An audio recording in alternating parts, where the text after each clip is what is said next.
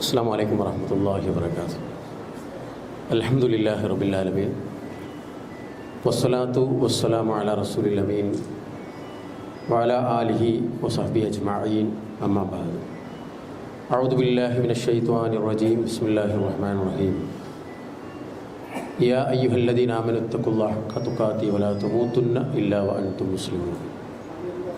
ഏറ്റവും ബഹുമാന്യരും ആദരണീയരുമായ കേരള നദുത്തുൽ മുജാഹിദീൻ്റെ ഹജ്ജ് ഉംറയുടെ കോർഡിനേറ്റർ ബഹുമാന്യനായ ഇസ്ഹാഖ് അലി സാഹിബ് കല്ലിക്കണ്ടി, ബഹുമാന്യനായ നമ്മുടെ administration officer P Veerankoya Sahib അടക്കമുള്ള പ്രിയപ്പെട്ട പരിശുദ്ധ ഹറമിലേക്ക് ഇൻഷാ അല്ലാഹ് ഉംറ നിയ്യത്ത് വെച്ച് പുറപ്പെടുന്ന സഹോദരന്മാരെ, സഹോദരികളെ,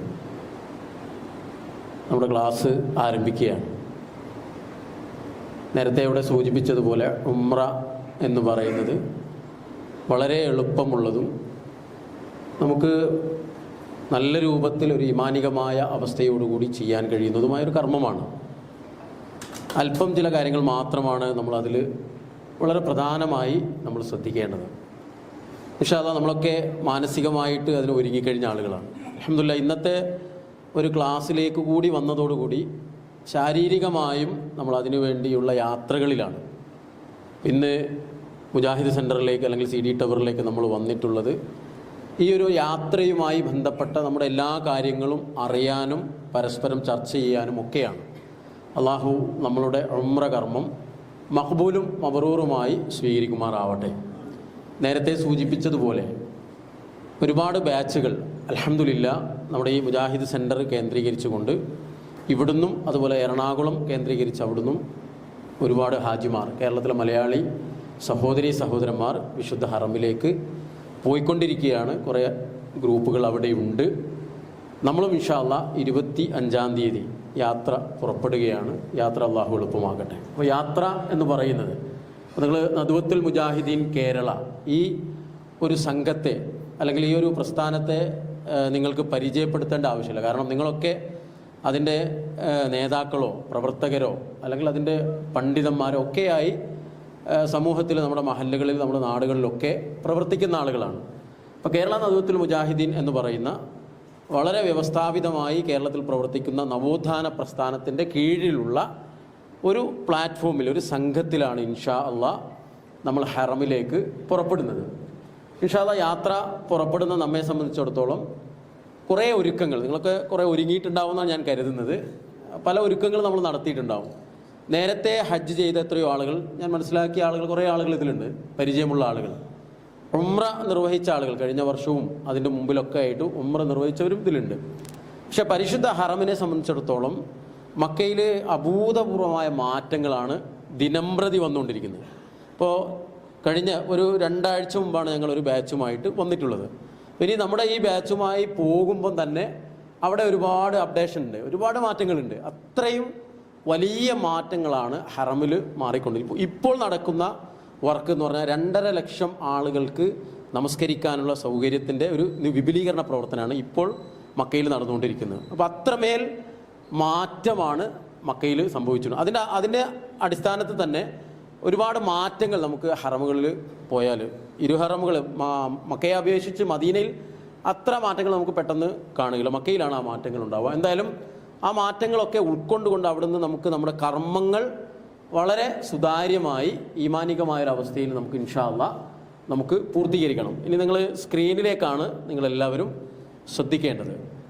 ഇൻഷാ അല്ലാഹ് നമ്മൾ യാത്ര പുറപ്പെടുന്ന നമ്മെ സംബന്ധിച്ചിടത്തോളം ഏത് കാര്യത്തിനും നമുക്ക് ഉണ്ടാവേണ്ടത് ഒന്നാമത് നിയ്യത്ത് നന്നാവുക എന്നുള്ളതാണ്. ഇന്നമൽ അമാലു ബിന്നിയാസ്. ഒരു മനുഷ്യൻ്റെ കർമ്മങ്ങൾ അള്ളാഹു സ്വീകരിക്കുന്നത് അത് ഹജ്ജ് ഉംറയും മാത്രമല്ല, ഏത് കർമ്മം. ഇന്ന് ക്ലാസ്സിലേക്ക് വരുമ്പോൾ, വീട്ടിൽ നിന്ന് നമ്മൾ പുറപ്പെടുമ്പോൾ നമ്മുടെ നിയ്യത്ത് എന്താണ്, അതാണ് അള്ളാഹു സ്വീകരിക്കുക, അതാണ് അള്ളാഹു കബൂൽ ചെയ്യുക. അള്ളാഹു നമ്മുടെ ഹലാലായ എല്ലാ നിയ്യത്തുകളും അള്ളാഹു കബൂൽ ചെയ്യുമാറാവട്ടെ. അപ്പോൾ നമ്മെ സംബന്ധിച്ചിടത്തോളം ഒരു നല്ല കാര്യത്തിന് ഇറങ്ങിത്തിരിക്കുമ്പോൾ, ഇന്ന് വീട്ടിൽ നിന്ന് ഇറങ്ങുമ്പോൾ നമ്മൾ പ്രാർത്ഥിച്ചല്ലോ, എല്ലാവരും പ്രാർത്ഥിച്ചിട്ടുണ്ടാവും. നമ്മളൊരു കാര്യം തുടങ്ങുമ്പോൾ നമ്മൾ ഹംദുൽ, അല്ലേ, ഹംദിലാണ് നമ്മൾ തുടങ്ങുക. ഇവിടെ നിങ്ങൾക്ക് എഴുതി കാണിച്ച് കാണാം അല്ലേ, അൽഹംദുലില്ലാഹി റബ്ബിൽ ആലമീൻ. ഹംദിലും സലാത്തിലും നമ്മൾ തുടങ്ങും. ബിസ്മിയിൽ നമ്മൾ തുടങ്ങും. നമ്മൾ വീട്ടിൽ നിന്ന് ഇറങ്ങുമ്പോൾ നമ്മൾ പ്രാർത്ഥിച്ചത് ബിസ്മില്ലാഹി തവക്കൽതു അലല്ലാഹി ലാ ഹൗല വലാ ഖുവത ഇല്ലാ ബില്ലാ. ദീർഘമായ പ്രാർത്ഥനകളുണ്ട്. പക്ഷേ ഹ്രസ്വമായിട്ടെങ്കിലും ആ പ്രാർത്ഥനകൾ നിർവഹിച്ചുകൊണ്ടാണ് ഇൻഷാ അല്ലാഹ് ഏത് കാര്യത്തിനും നമ്മൾ പുറപ്പെടേണ്ടത്. അപ്പോൾ നമ്മൾ തുടങ്ങുകയാണ്. അപ്പോൾ അള്ളാഹുവിനെ സ്തുതിച്ചുകൊണ്ട് ഹംദ് ചൊല്ലിക്കൊണ്ട് സ്വലാത്ത് ചൊല്ലിക്കൊണ്ടാണ് നമ്മൾ ഇൻഷാ അല്ലാഹ് ഏത് നന്മകൾക്കും നമ്മൾ തുടക്കം കുറിക്കുന്നത്.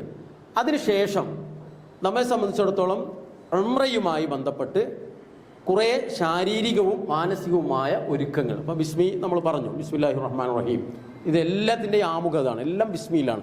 നമ്മൾ ഒരു ഗ്ലാസ് വെള്ളം കുടിക്കുമ്പോൾ ബിസ്മിയാണ്, ഭക്ഷണം കഴിക്കുമ്പോൾ ബിസ്മിയാണ്, വാഹനത്തിൽ നമ്മൾ കയറുന്നുണ്ടെങ്കിൽ നമ്മൾ ബിസ്മിയാണ് അല്ലേ. എന്തു കാര്യം, ഒരു വീടിൻ്റെ ഡോറ് നമ്മൾ തുറക്കുമ്പോൾ പോലും അത് ബിസ്മിയിലാണ് നമ്മൾ തുറക്കുന്നതെങ്കിൽ അതിൻ്റേതായ അനുഗ്രഹം നിഅമത്ത് അല്ലാഹു സുബ്ഹാനഹു തആല നമുക്ക് നൽകും. അപ്പോൾ ബിസ്മിയിൽ നമ്മൾ തുടങ്ങിയ നമ്മെ സംബന്ധിച്ചിടത്തോളം നമ്മൾ ഈ ഹജ്ജും ഉംറയും ഒക്കെ നമ്മൾ ചെയ്യുന്നത് ആത്യന്തികമായി നമുക്ക് സ്വർഗത്തിൽ പോകണം. സ്വർഗത്തിൽ പോകുന്നതിനേക്കാൾ ഉപരി നമുക്ക് എന്ത് വേണം? ഈ ദുനിയാവിൽ ഹയാത്തായിരിക്കുമ്പോൾ തന്നെ ഇവിടുന്ന് നമ്മൾ അറിഞ്ഞും അറിയാതെയും ചെയ്തു പോയ പാപങ്ങൾ അള്ളാഹു പുറത്തു തരണം. പരലോകത്ത് അതിനുള്ള അവസരമില്ല. ആ പാപങ്ങൾ പുറത്തു കിട്ടാനുള്ള ഏറ്റവും നല്ലൊരവസരം, ആ സുവർണ അവസരമാണ് ഇൻഷാ അല്ലാഹ് നമ്മളിലേക്ക് കൈവന്നിട്ടുള്ളത്. അതാണ് ഉംറ കർമ്മം അല്ലെങ്കിൽ ഹജ്ജ് ചെയ്യുക എന്നുള്ളത്. ഉംറ എല്ലാവർക്കും എല്ലാ സമയവും എപ്പോഴും ചെയ്യാം. ഹജ്ജിന് നേരത്തെ ഇസാഖ് അലി സാഹിബ് പറഞ്ഞതുപോലെ അതിന് നിയത്ത് വെച്ച് കുറേ കടമ്പകൾ അതിന് കടക്കാനുണ്ട് ഉംറയേക്കാൾ ഉപരി. അപ്പം എന്തായാലും അള്ളാഹുവിൻ്റെ തൗഫീക്ക് ഇത് രണ്ടിനും വേണം. അൽഹംദുലില്ലാഹ് അള്ളാഹുവിൻ്റെ തൗഫീക്ക് ഉള്ളത് കൊണ്ടാണ് നമ്മളിപ്പോൾ അതുമായി ബന്ധപ്പെട്ട കാര്യങ്ങൾ ഇവിടെ വന്നിരിക്കുന്നത്. ഇനി നമുക്ക് അള്ളാഹു കുറേ കാര്യങ്ങൾ എളുപ്പമാക്കി തന്നാൽ ഇൻഷാ അല്ലാഹ് അടുത്ത ആഴ്ച നമ്മുടെ യാത്ര നമ്മൾ പുറപ്പെടും. അള്ളാഹു സുബ്ഹാനഹു തആല നമ്മളിൽ നിന്ന് മുൻകഴിഞ്ഞു പോയ പാപങ്ങൾ അള്ളാഹു തുടച്ചു നീക്കും. പിന്നെ ഹജ്ജ് ഉംറ ചെയ്യുന്ന ആളുകൾക്ക് അള്ളാഹു നൽകുന്നത് എന്താണ്? നിങ്ങൾ ഇവിടെ നോക്കിയല്ലേ, ദാരിദ്ര്യവും പാപവും അള്ളാഹു തുടച്ചു നീക്കും. ഹജ്ജ് ചെയ്യുന്നവരുടെ ഉംറ ചെയ്യുന്നവരുടെ പ്രയാസങ്ങൾ അള്ളാഹു ദൂരീകരിച്ചു കൊടുക്കും. അതിനർത്ഥം ദുനിയവിയായ എല്ലാ വിഷയങ്ങളും അള്ളാഹു പരിഹരിക്കുന്നല്ല. വിശ്വാസികളെ സംബന്ധിച്ചിടത്തോളം നമ്മളുടെ ജീവിതത്തിൽ വരുന്ന ഏത് പ്രയാസങ്ങളും പ്രതിസന്ധിയും നമുക്ക് പരീക്ഷണമാണ്, ദുരിതമല്ല. ഒരിക്കലും വിശ്വാസിയുടെ നാവിൽ നിന്ന് എനിക്ക് ഈ ദുരിതം സംഭവിച്ചു എന്ന് പറയാറില്ല. എന്നെ അള്ളാഹു പരീക്ഷിക്കുന്നുണ്ട്. അത് റബ്ബിലേക്ക് അടുക്കാനാണ്. അത് രോഗമാവാം, സാമ്പത്തിക പ്രയാസമാവാം, കുടുംബപരമായ വിഷയമാവാം, മക്കളുമായി ബന്ധപ്പെട്ട കാര്യമാവാം, നമ്മളെ പഠനവുമായി ബന്ധപ്പെട്ട വിഷയമാവാം, കച്ചവടവുമായി ബന്ധപ്പെട്ട കാര്യം. എങ്ങനെയുണ്ടോ ഏതേത് രീതിയിലും അള്ളാഹു സുബ്ഹാനഹു തആല നമ്മളെ പരീക്ഷിക്കുകയാണ്. നമ്മുടെ ജീവിതത്തിലേക്ക് അള്ളാഹു ദുരിതം തരികയല്ല.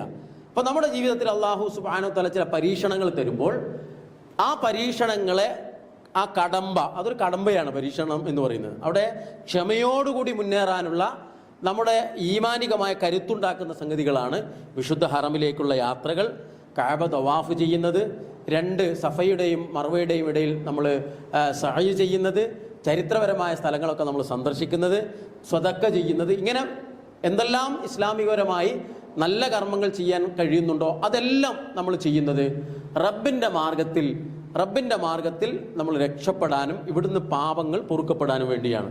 ഇനി നമ്മൾ പോകുന്നത് ഒരു സാധാരണ ഇടങ്ങളിലേക്കാണോ? അല്ല. അല്ലാഹു സുബ്ഹാനഹു തആല ഈ ദുനിയാവിൽ ഇതിനേക്കാൾ ഒരു വലിയ സ്ഥലത്ത് ഇനി പോകാനുണ്ടോ? ഉണ്ടോ? അല്ലേ? ഇല്ല. ഇതിനേക്കാൾ ഒരു വലിയ സ്ഥലത്തേക്ക് അല്ലെങ്കിൽ ഏറ്റവും പരിശുദ്ധമായ ഒരു സ്ഥലത്തേക്ക് നമ്മൾ യാത്ര ചെയ്യാനില്ല. അപ്പോൾ മക്കയ്ക്ക് അത്രയും വലിയ പരിശുദ്ധിയാണ് അല്ലേ. വഇദ് ബവഅന ഇബ്രാഹീമ മകാനൽ ബൈത്തി അല്ലാ തുശ്രികു ബിഇ ശൈഅ. ഇപ്പോൾ മഹാനായ ഇബ്രാഹിം നബി അലൈഹിസ്സലാത്തു വസ്സലാം ഷിർക്കിനെതിരെ പടപൊരുതിയ, അല്ലെങ്കിൽ നിങ്ങൾ ഷിർക്ക് ചെയ്യരുത് എന്ന് പറഞ്ഞ് ഈ സമുദായത്തെ ബോധ്യപ്പെടുത്തിയ, തൗഹീദിൻ്റെ എല്ലാ വെള്ളി വെളിച്ചവും പ്രകാശവും പരത്താൻ പ്രബോധന പ്രവർത്തനം നടത്തിയ ഇബ്രാഹിം നബി അടക്കമുള്ള പ്രവാചകന്മാർ, നബി സല്ലല്ലാഹു അലൈഹി വസല്ലമ വരെയുള്ള പരമ്പര, അത് നടത്തിയ ഏറ്റവും പുണ്യമാക്കപ്പെട്ട പ്രദേശത്തേക്കാണ് നമ്മൾ പോകുന്നത്. അപ്പോൾ അവിടെ തൗഹീദിൻ്റെ ഏറ്റവും വലിയ സന്ദേശമാണ് അവിടെ നൽകപ്പെടുന്നത്. അപ്പോൾ തൗഹീദിൻ്റെ വക്താക്കൾ എന്നുള്ള നൽകുന്ന നമ്മൾ ഈ ഗ്രൂപ്പ് തന്നെ തിരഞ്ഞെടുത്ത് എന്തുകൊണ്ടാണ്? കേരള നദ്വത്തുൽ മുജാഹിദീൻ എന്ന് പറഞ്ഞ ഗ്രൂപ്പിനെ അല്ലെങ്കിൽ ഈ ഒരു സംവിധാനത്തെ തന്നെ ഉംറയ്ക്കും ഹജ്ജിനും വേണ്ടി നമ്മൾ തിരഞ്ഞെടുക്കുന്നത് നാട്ടിൽ വേറെ ഗ്രൂപ്പുകൾ ഇല്ലാത്തത് കൊണ്ടോ നമുക്ക് പരിചയമില്ലാത്തത് കൊണ്ടല്ല. നമുക്ക് തൗഹീദിൻ്റെ അടിസ്ഥാനത്തിൽ ഹദീസിൻ്റെ അടിസ്ഥാനത്തിൽ ഖുർആനും സുന്നത്തും അനുസരിച്ചു കൊണ്ടുള്ള ഹജ്ജ് ഉംറയും ചെയ്യാൻ വേണ്ടിയാണ്. ആ കർമ്മം അതേ രൂപത്തിൽ ചെയ്യിക്കാനുള്ള പ്രേരണയും പ്രവർത്തനവുമാണ് നമ്മുടെ KNM-ന്റെ അമീറന്മാരായാലും നമ്മുടെ പണ്ഡിതന്മാരായാലും ഒക്കെ അതിൻ്റെ സംവിധാനങ്ങൾ ഒരുക്കുന്നത്. എന്നാൽ ഇബ്രാഹിം നബി ഖലീലുള്ളാഹി ഇബ്രാഹിം നബി അലൈഹി സ്വലാത്തു വസ്സലാം എന്താണോ പ്രബോധനം ചെയ്തത്, ആ പ്രബോധനം ചെയ്ത പരിശുദ്ധമായ ഭവനത്തിലേക്കാണ് ഇൻഷാ അല്ലാഹ് നമ്മൾ പോകുന്നത്. അവിടെ നമ്മൾ പോയി കഴിഞ്ഞാൽ എന്താണ് നമുക്ക് ലഭിക്കുന്നത്, അവിടുന്ന് എന്താണ് ലഭിക്കേണ്ടത്, ഭൗതികപരമായ ഒരു ചർച്ചകളും നമ്മൾ നടത്തുള്ളൂ. ഇൻഷാ അല്ലാഹ് നിങ്ങൾക്ക് ഒരുപാട് സംശയങ്ങളുണ്ടെന്ന് എനിക്കറിയാം. അവിടെ താമസിക്കുന്നതുമായി ബന്ധപ്പെട്ട സംശയം, യാത്രയുമായി ബന്ധപ്പെട്ട സംശയം, ഫ്ലൈറ്റ് എത്ര മണിക്കാണ് പുറപ്പെടുക എന്നുള്ള സംശയം, കോഴിക്കോട് എയർപോർട്ടിൻ്റെ അടുത്ത് ഏത് സമയത്താണ് ഞങ്ങൾ എത്തേണ്ടത് എന്നുള്ള സംശയം, പിന്നെ നിങ്ങളുടെ ലഗേജുമായുള്ള സംശയം. ഇൻഷാ അല്ലാഹ് അവസാനത്തെ 10-15 മിനിറ്റ് ഞാൻ അതിന് ഉപയോഗപ്പെടുത്തും. നിങ്ങളുടെ എല്ലാ സംശയവും ദൂരീകരിക്കാനുള്ള അവസരങ്ങളുണ്ടാവും.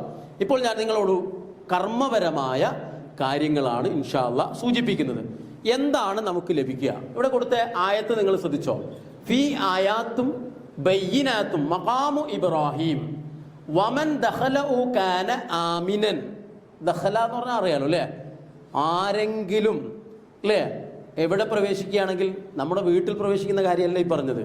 അള്ളാഹുവിൻ്റെ പരിശുദ്ധമായ മസ്ജിദുൽ ഹറമിൽ, മക്കയിൽ കഅബയുടെ പരിസരത്ത് പ്രവേശിക്കുന്ന ആളുകൾക്ക്, മഖാമു ഇബ്രാഹിമിൻ്റെ അടുത്ത് നമസ്കരിക്കുന്നവർ, അവിടെ പ്രവേശിക്കുന്നവർ, കഅബ തവാഫ് ചെയ്യുന്നവർ, അവിടെ മതാഫിൽ നിൽക്കുന്നവർ, നിസ്കരിക്കുന്നവർ, പ്രാർത്ഥിക്കുന്നവർ, അവർക്ക് അല്ലാഹു സുബ്ഹാനഹു തആല നൽകുന്നത് ആമിനൻ. എന്താണ് ആമിനൻ എന്ന് പറഞ്ഞാൽ? നിർഭയത്വമാണ് അല്ലേ? മനസ്സിലൊരു പേടിയില്ലാത്ത അവസ്ഥ. എല്ലാ മനുഷ്യന്മാർക്കും പേടി. ഒരു രോഗം നമുക്ക് വന്നാൽ ആദ്യം നമ്മുടെ മനസ്സിലേക്ക് വരുന്ന ചിന്ത എന്താണ്? മരിച്ചു പോകും എന്നുള്ള പേടിയാണ്. പക്ഷെ ആ രോഗം വരുന്നതിന് മുമ്പ് മരിച്ചു പോകുന്നുള്ള ഒരു ഭയപ്പാട് നമുക്കുണ്ടെങ്കിൽ നമ്മൾ മരണത്തിന് വേണ്ടി ഒരുങ്ങും, പരലോക ജീവിതം നന്നാക്കാൻ വേണ്ടി ഒരുങ്ങും, നമ്മുടെ ഖബർ ജീവിതം നന്നാവാൻ വേണ്ടി നമ്മൾ ഒരുങ്ങും. അപ്പം മക്കയിലും ആ പരിസരത്തും ഹറമിൻ്റെ പരിസരത്തും പരിശുദ്ധമായ ഇരു ഹറമുകളിലും പ്രത്യേകിച്ച് മക്കയിലെത്തുന്ന ആളുകൾ, മക്കയാണ് ഇവിടെ എടുത്തു പറയുന്നത്. ആമിനൻ വലില്ലാഹി അലന്നാസി ഹിജ്ജുൽ ബൈത്ത്. ഹജ്ജ് ചെയ്യാൻ വേണ്ടി നമ്മൾ പോകുന്നത് എങ്ങോട്ടാണ്? മക്കയിലേക്കാണ്. മക്കയുമായി ബന്ധപ്പെട്ട ആ സറൗണ്ടിങ്ങിലുള്ള പരിസരത്തുള്ള മുസ്ദലിഫയും അറഫയും മിനയും അടക്കമുള്ള വളരെ പ്രധാനപ്പെട്ട ഹജ്ജുമായി ബന്ധപ്പെട്ട സ്ഥലങ്ങളിലേക്കാണ്, പുണ്യ സ്ഥലങ്ങളിലേക്കാണ് നമ്മൾ പോകുന്നത്. അപ്പോൾ മഖാമു ഇബ്രാഹിമിൻ്റെ അടുത്ത് മസ്ജിദുൽ ഹറമിൻ്റെ പരിസരത്ത് മക്കയിൽ പ്രവേശിച്ച ആളുകൾക്ക് അല്ലാഹു നൽകുന്ന എന്താണ്? അമ്നാണ്, നിർഭയത്വം. അത് ലഭിച്ച ഒരു വിശ്വാസിയെ സംബന്ധിച്ചിടത്തോളം ജീവിതത്തിൽ എന്ത് പ്രയാസങ്ങൾ ഉണ്ടായാലും അവർക്ക് അമ്നുള്ളത് കൊണ്ട് അവർക്ക് അതിനെ തരണം ചെയ്യാൻ കഴിയും, അതിനെ പ്രതിരോധിച്ച് മുന്നോട്ട് പോകാൻ കഴിയും, പ്രയാസങ്ങളെയും പ്രതിസന്ധികളെയും പ്രതിരോധിച്ച് മുന്നോട്ട് പോകാൻ. ആ ഒരു വലിയ കരുത്താണ് അത്. 15 ദിവസം നിൽക്കുന്ന ആളുകളുണ്ട്. ഇപ്പം ഹജ്ജിനൊക്കെ പോയാൽ നിങ്ങൾക്കറിയാം 35-40 ദിവസമൊക്കെ നമ്മുടെ ഹാജിമാർ ചിലവഴിച്ച ആളുകളാണ് സദസ്സിലൊക്കെ ഉള്ളത്. അപ്പം അത്രയും ദിവസം ഹജ്ജിന് ചിലവഴിക്കുന്നു. ഉംറയ്ക്ക് നമ്മൾ ഒരു 15 ദിവസം അല്ലെങ്കിൽ ഒരു 13 ദിവസമാണ് നമ്മൾ അവിടെ ചിലവഴിക്കുന്നത്. അവിടെ ചിലവഴിക്കുന്ന മുഴുവൻ സമയവും റബ്ബിൻ്റെ മാർഗത്തിലുള്ള ഇബാദത്തിൽ മുഴുകിയിരിക്കുകയാണ്. ഭൗതികപരമായ ഒരുപാട് കെട്ടിക്കുടുക്കുകളിൽ നമുക്കിവിടെയുണ്ട് അല്ലേ? നമ്മൾ നാട്ടിൽ നിന്ന് പോകുമ്പോൾ കുടുംബപരമായ വിഷയം, നാട്ടിൽ കച്ചവടവുമായി ബന്ധപ്പെട്ട പ്രശ്നം, മക്കളുമായി അങ്ങനെ ഒരുപാട് പ്രശ്നങ്ങളിൽ നിന്നാണ് നമ്മളൊരു 15 ദിവസം ഒന്ന് ഫ്രീ ആയി നമ്മൾ പോകുന്നത്. അപ്പം നേരത്തെ ഇവിടെ ഇസാഖ് അലിക്ക സൂചിപ്പിച്ചതുപോലെ നമ്മൾ ഇവിടുത്തെ ദുനിയവിയായ കുറേ വിഷയങ്ങളുമായി ബന്ധപ്പെട്ട കാര്യങ്ങൾ ഇവിടെ തന്നെ നമ്മൾ എന്ത് ചെയ്യണം? ഇവിടെ വെച്ച് നമ്മൾ പോകണം. അങ്ങനെ പോകുമ്പോഴാണ് ഇൻഷാ അല്ലാഹ് നമുക്ക് ഈ പറഞ്ഞ രൂപത്തിലുള്ള അമ്ന് ലഭിക്കും. അല്ലാഹു അമ്ന് ലഭിക്കുന്ന നല്ല വിശ്വാസികളോട് നമ്മെ ഉൾപ്പെടുത്തി അനുഗ്രഹിക്കുമാറാവട്ടെ. ഇനി നമ്മൾ എന്തെല്ലാമാണ് ഉംറയ്ക്ക് പോകുമ്പോൾ ചെയ്യേണ്ടത് നമ്മളത് മനസ്സിലാക്കിയിരിക്കണം. നിങ്ങൾക്ക് ബുക്സുകൾ കിട്ടിയിട്ടുണ്ടാവും. ഞാൻ പറയുന്നത്, നിങ്ങൾ ഉംറയ്ക്ക് പോകാൻ നേരത്തെ പോയ ആളുകളുടെ കയ്യിൽ ചെറു പുസ്തകങ്ങൾ ഉണ്ടായിരിക്കാം. ഇനി ഉംറയ്ക്ക് ആദ്യമായിട്ട് പോകുന്ന ആളുകളുടെ കയ്യിലേക്കും പല രൂപത്തിലുള്ള പുസ്തകങ്ങൾ നമുക്ക് ആളുകൾ കൊണ്ടുതരും. അപ്പോൾ ചില പുസ്തകങ്ങളിലൊക്കെ ബിദ്അത്തുകൾ, അനാചാരങ്ങൾ ഉൾക്കൊള്ളുന്ന കുറേ പുസ്തകങ്ങളും കാര്യങ്ങളൊക്കെ ഉണ്ട്. അത്തരം പുസ്തകങ്ങൾ നമ്മൾ ഉപയോഗിക്കുമ്പം നമുക്ക് ഒരുപാട് വസ്വാസുകൾ ഉണ്ടാവും. ഹറമിൽ പോയാൽ, മക്കയിൽ പോയാൽ, ഉംറ ചെയ്യുമ്പോൾ കുറേ സംശയങ്ങളുണ്ടാവും. നമ്മളിവിടെ വളരെ ലളിതമായി ഹജ്ജ് ഉംറയെ പഠിപ്പിക്കാനുള്ള നിങ്ങൾക്ക് എല്ലാവർക്കും തരും ലഘു പുസ്തകം തയ്യാറാക്കിയിട്ടുണ്ട്. അതിൽ നമ്മൾ ഓതേണ്ട ആയത്തുകൾ, നമ്മൾ പഠിച്ചിരിക്കേണ്ട കർമ്മങ്ങൾ, നമ്മൾ ഓരോ സ്ഥലത്തും എത്തുമ്പോൾ ചെയ്യേണ്ട കാര്യങ്ങൾ വളരെ ലളിതമായി അതിൽ വിശദീകരിച്ചിട്ടുണ്ട്. ചെറിയ കുറച്ച് പേജുകളേ ഉള്ളൂ. ചെറിയ പുസ്തകമാണ്, പോക്കറ്റിലിട്ട് നമുക്ക് കൊണ്ടുനടക്കാൻ പറ്റിയ പുസ്തകമാണ്. എവിടെ പോകുമ്പോഴും നമ്മുടെ പോക്കറ്റിൽ അത് സൂക്ഷിക്കാം. അപ്പോൾ നിങ്ങൾ ഇൻഷാ അല്ലാഹ് അതിൽ നിങ്ങൾ വായിച്ച് പഠിക്കുകയും അതിലുള്ള കാര്യങ്ങൾ നിങ്ങൾ ഉൾക്കൊള്ളുകയും ചെയ്യണം. എന്തായാലും നമുക്ക് ഒന്നാമതായി ചെയ്യാനുള്ളത് ഇഹ്റാമിൻ്റെ കുളിയാണ്. പല രൂപത്തിലുള്ള കുളി നമ്മൾ കുളിക്കുന്ന ആളുകളാണ് അല്ലേ? പല സന്ദർഭങ്ങളിലായി വ്യത്യസ്ത സമയങ്ങളിലായി റസൂലുള്ളാഹി സ്വല്ലല്ലാഹു അലൈഹി വസല്ലമ കുളിയെ പറ്റി പഠിപ്പിച്ചിട്ടുണ്ട്. ഹദ്ദസൽ അക്ബർ അല്ലേ, വലിയ അശുദ്ധി ഉണ്ടാകുമ്പോഴുള്ള കുളിയെ പറ്റി നമ്മൾ പഠിച്ചിട്ടുണ്ട്, എങ്ങനെയെല്ലാം കുളിക്കണം എന്നൊക്കെ. നോർമലായിട്ടുള്ള കുളി നബി സല്ലല്ലാഹു അലൈഹി വസല്ലമ പഠിപ്പിച്ചിട്ടുണ്ട്. ഇഹ്റാമിൻ്റെ കുളി എന്ന് പറഞ്ഞാൽ ആ ഇഹ്റാമിൻ്റെ ഉംറയ്ക്കാണ് നമ്മൾ ഇൻഷാ അല്ലാഹ് പുറപ്പെടുന്നത്. ഉംറ നിയ്യത്ത് വെച്ചുകൊണ്ടാണ് നമ്മൾ എന്ത് ചെയ്യേണ്ടത്? കുളിക്കേണ്ടത്. കുളിക്കുന്ന കാര്യങ്ങൾ നിങ്ങൾക്ക് അറിയാം അല്ലേ? പ്രവാചകൻ സല്ലല്ലാഹു അലൈഹി വസല്ലമ കുളി ആരംഭിച്ചത് വുദുവിലാണ്. പല ആളുകൾക്കും സംശയം ഉണ്ടാവും, ഈ വുദു ആദ്യം എടുത്താൽ പിന്നെ അവസാനത്തേക്ക് കുളി കഴിയുമ്പോഴത്തേക്ക് വുദു ഉണ്ടാവില്ലല്ലോ. അങ്ങനെ ഒരു യുക്തിപരമായി നമ്മൾ ചിന്തിക്കേണ്ട ആവശ്യമില്ല. പ്രവാചകൻ ആദ്യം തന്നെ വുദു എടുക്കാൻ നമ്മളോട് പഠിപ്പിച്ചുവോ, നമ്മൾ ആദ്യം തന്നെ വുദു എടുക്കുക. റസൂലുള്ളാഹി അങ്ങനെയാണ് പഠിപ്പിച്ചത് അല്ലേ? കൈ കഴുകുക, പിന്നെ നിങ്ങൾ ഗുഹ്യസ്ഥാനങ്ങളൊക്കെ കഴുകി അതിന് ശേഷം നിങ്ങൾ വുദു ഉണ്ടാക്കി ഇൻഷാ അല്ലാഹ് ശരീരഭാഗം കഴുകുകയും ആ രൂപത്തിലുള്ളൊരു സുന്നത്തായ കുളിയാണ് പഠിപ്പിച്ചത്. പലപ്പോഴും നമ്മുടെ ജീവിത തിരക്കിനിടയിൽ ആ സുന്നത്ത് കുളി കുളിക്കാൻ പലപ്പോഴും നമ്മളോട് വിട്ടുപോകാറുണ്ട്. എന്നാൽ അത് ഇൻഷാ അല്ലാഹ് ഈ ഉംറയുടെ കുളിയോടുകൂടി നമ്മൾ ശീലിക്കുകയാണ്. ഉംറക്ക് പോയി തിരിച്ചു വന്നാൽ ഇനി ഇൻഷാ അല്ലാഹ് നമ്മൾ വീട്ടിൽ നിന്ന് ഉംറയുടെ നിയത്ത് വെച്ച് കുളിച്ച് പോയാലും ഹറമിലെത്തിയാലും മക്കയിലെ ഹോട്ടലിലെത്തിയാലും മദീനയിലെത്തിയാലും ഒക്കെ നമ്മൾ കുളിക്കും. പക്ഷെ ആ സമയത്തൊക്കെ നമ്മുടെ കുളി പ്രവാചകൻ പഠിപ്പിച്ച രൂപത്തിലുള്ള കുളിയായിരിക്കണം. അങ്ങനെയാകുമ്പോൾ നമ്മൾ ഉംറ എല്ലാ അർത്ഥത്തിലും നമ്മളെ ജീവിതം മാറ്റിമറിക്കും. നമ്മൾ കുറേ ശീലങ്ങളൊക്കെ മാറ്റിമറിക്കും. പുതിയ നല്ല ശീലങ്ങൾ അള്ളാഹു നമുക്ക് നമ്മുടെ ജീവിതത്തിലേക്ക് കൊണ്ടുവരാനുള്ള അവസരമായി ഈ ഉംറ മാറ്റി തീർക്കും. അപ്പോൾ നിങ്ങൾ ആദ്യം ചെയ്യേണ്ടത്, എല്ലാവരും സ്ത്രീകളും പുരുഷന്മാരൊക്കെ കേട്ടോ, എല്ലാവരും ഒന്നാമതായി ചെയ്യേണ്ടത് ഇഹ്റാമിൻ്റെ നിയ്യത്ത് വെച്ച് കുളിക്കുകയാണ്.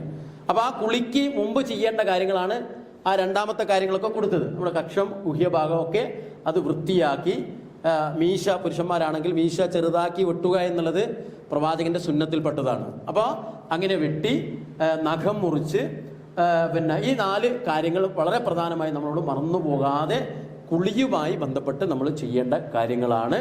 പിന്നെ നമ്മുടെ യാത്രാരേഖകളും ഭാരം കുറഞ്ഞൊരു ബാഗ് എന്ന് പറയുന്നത് നമ്മളടുത്ത് ബാഗ് ഇല്ലാത്തത് കൊണ്ടല്ല, നമ്മൾ ഒരു പുണ്യയാത്രയാണ്, ഒരു തീർത്ഥയാത്രയാണിത്. അപ്പോൾ ഈ യാത്ര സാധാരണ ടൂർ പോകുന്നത് പോലെയോ മറ്റു യാത്രകളെ പോലല്ല. ഒരു ഭാരവും നമുക്ക് ഒരു തരത്തിലുണ്ടാകാൻ പാടില്ല. മാനസികമായ എല്ലാ ഭാരവും നമ്മളിവിടെ ഇറക്കി വെക്കുന്നു.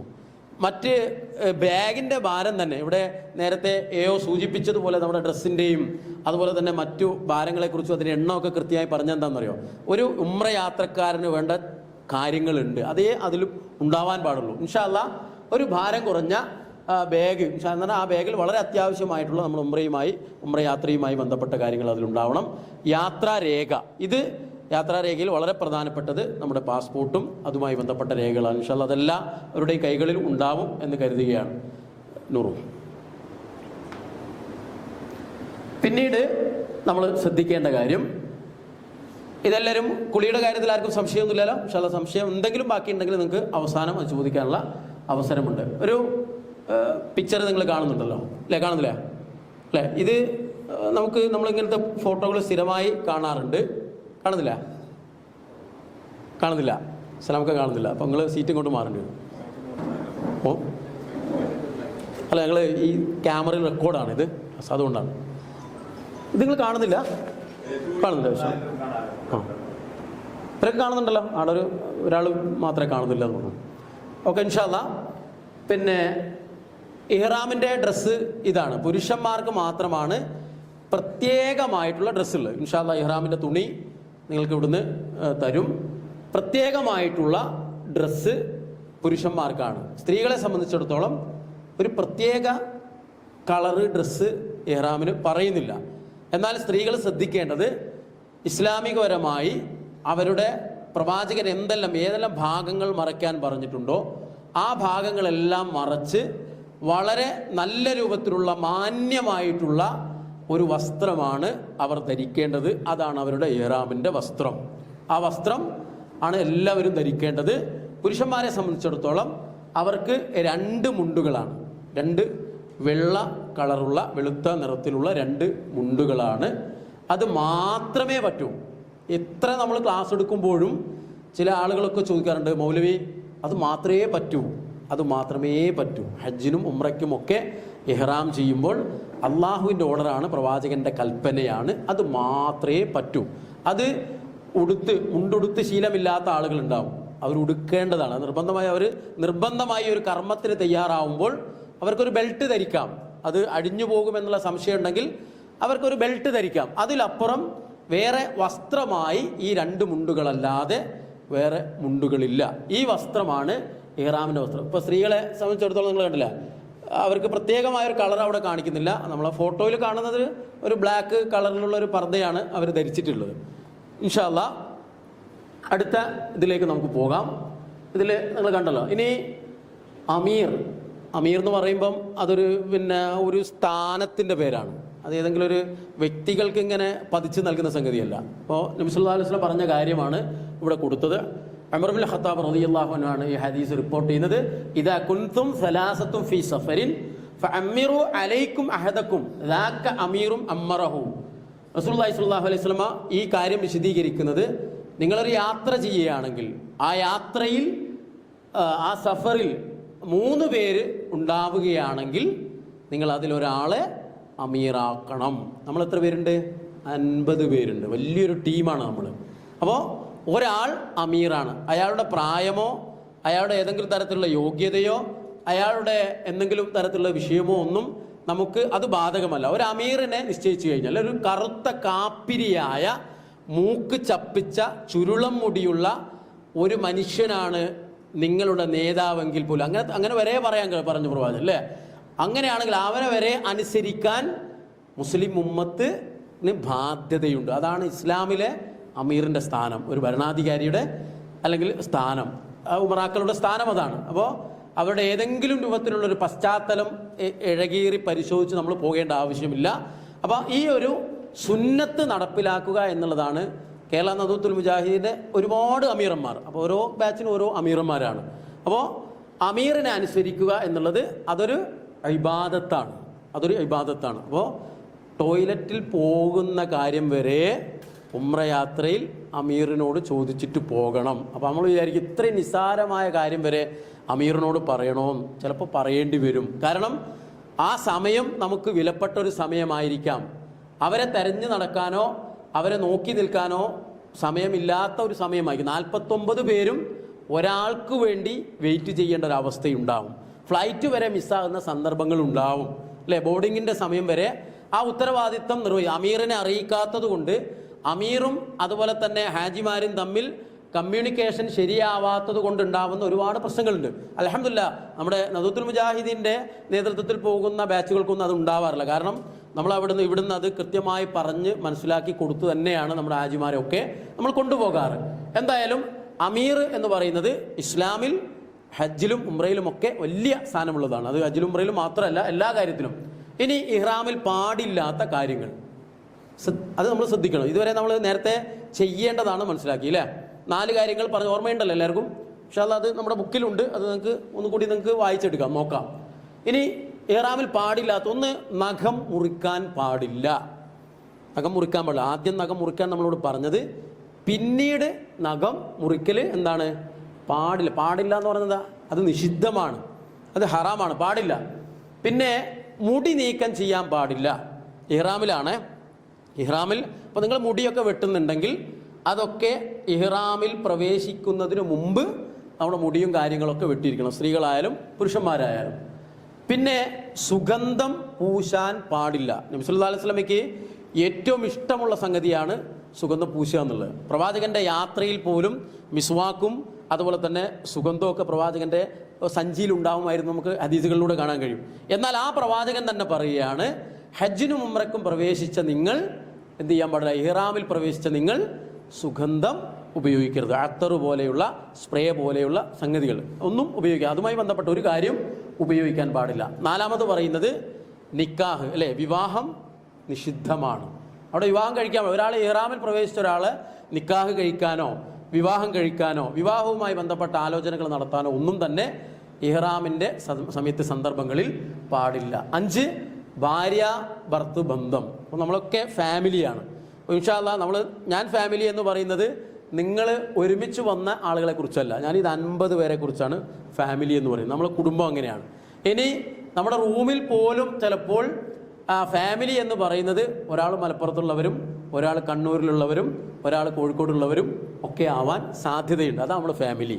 ആ ഫാമിലി അപ്പോൾ മാനസികമായി നമ്മളുടെ കുടുംബം അതാണെന്ന് ഇപ്പോഴേ നമ്മളൊന്ന് മനസ്സൊന്ന് സെറ്റ് ചെയ്യണം. ഇൻഷാ അല്ലാഹ് ചിലപ്പോൾ നമ്മുടെ കുടുംബക്കാർ മാത്രം ഒരുമിച്ച് റൂമിലാവാൻ സാധ്യതയുണ്ട്. അത് രണ്ടാമത്തെ സ്ഥാനമേ ഉള്ളൂ, അതിനുള്ളൂ. ഒന്നാം സ്ഥാനം ഏതിനാണ്? നമ്മുടെ ഈ ഫാമിലിയാണ്. ഈ ഫാമിലി ഒരു 4 പുരുഷന്മാർ, ഒരു 4 സ്ത്രീകൾ, അങ്ങനെയൊക്കെ ആയിരിക്കും നമ്മളുടെ കുടുംബം ഇൻഷാ അല്ലാഹ്.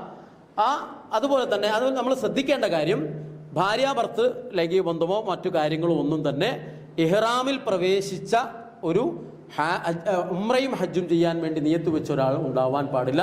വികാര ശമനവുമായി ബന്ധപ്പെട്ട ഒരു സംഗതികളും ഇഹ്റാമിൽ പ്രവേശിച്ച മുഹ്രിമരായ ആളുകൾക്ക് ഉണ്ടാവാൻ പാടില്ല എന്നുള്ളത് പ്രവാചകന്റെ നിർദ്ദേശമാണ്. ഈ 6 കാര്യവും മനസ്സിലായല്ലോ അല്ലേ?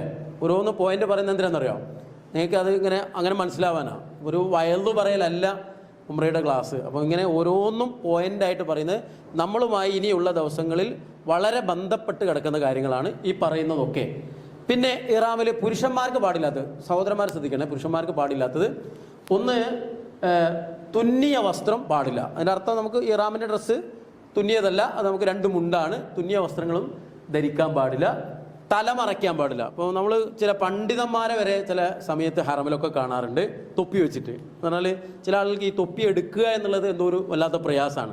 പക്ഷെ റസൂലുള്ളാഹി സ്വല്ലല്ലാഹു അലൈഹി വസല്ലം പറഞ്ഞത് ഇഹ്റാമിൽ പ്രവേശിച്ച പുരുഷൻ എന്ത് വെക്കാൻ പാടില്ല?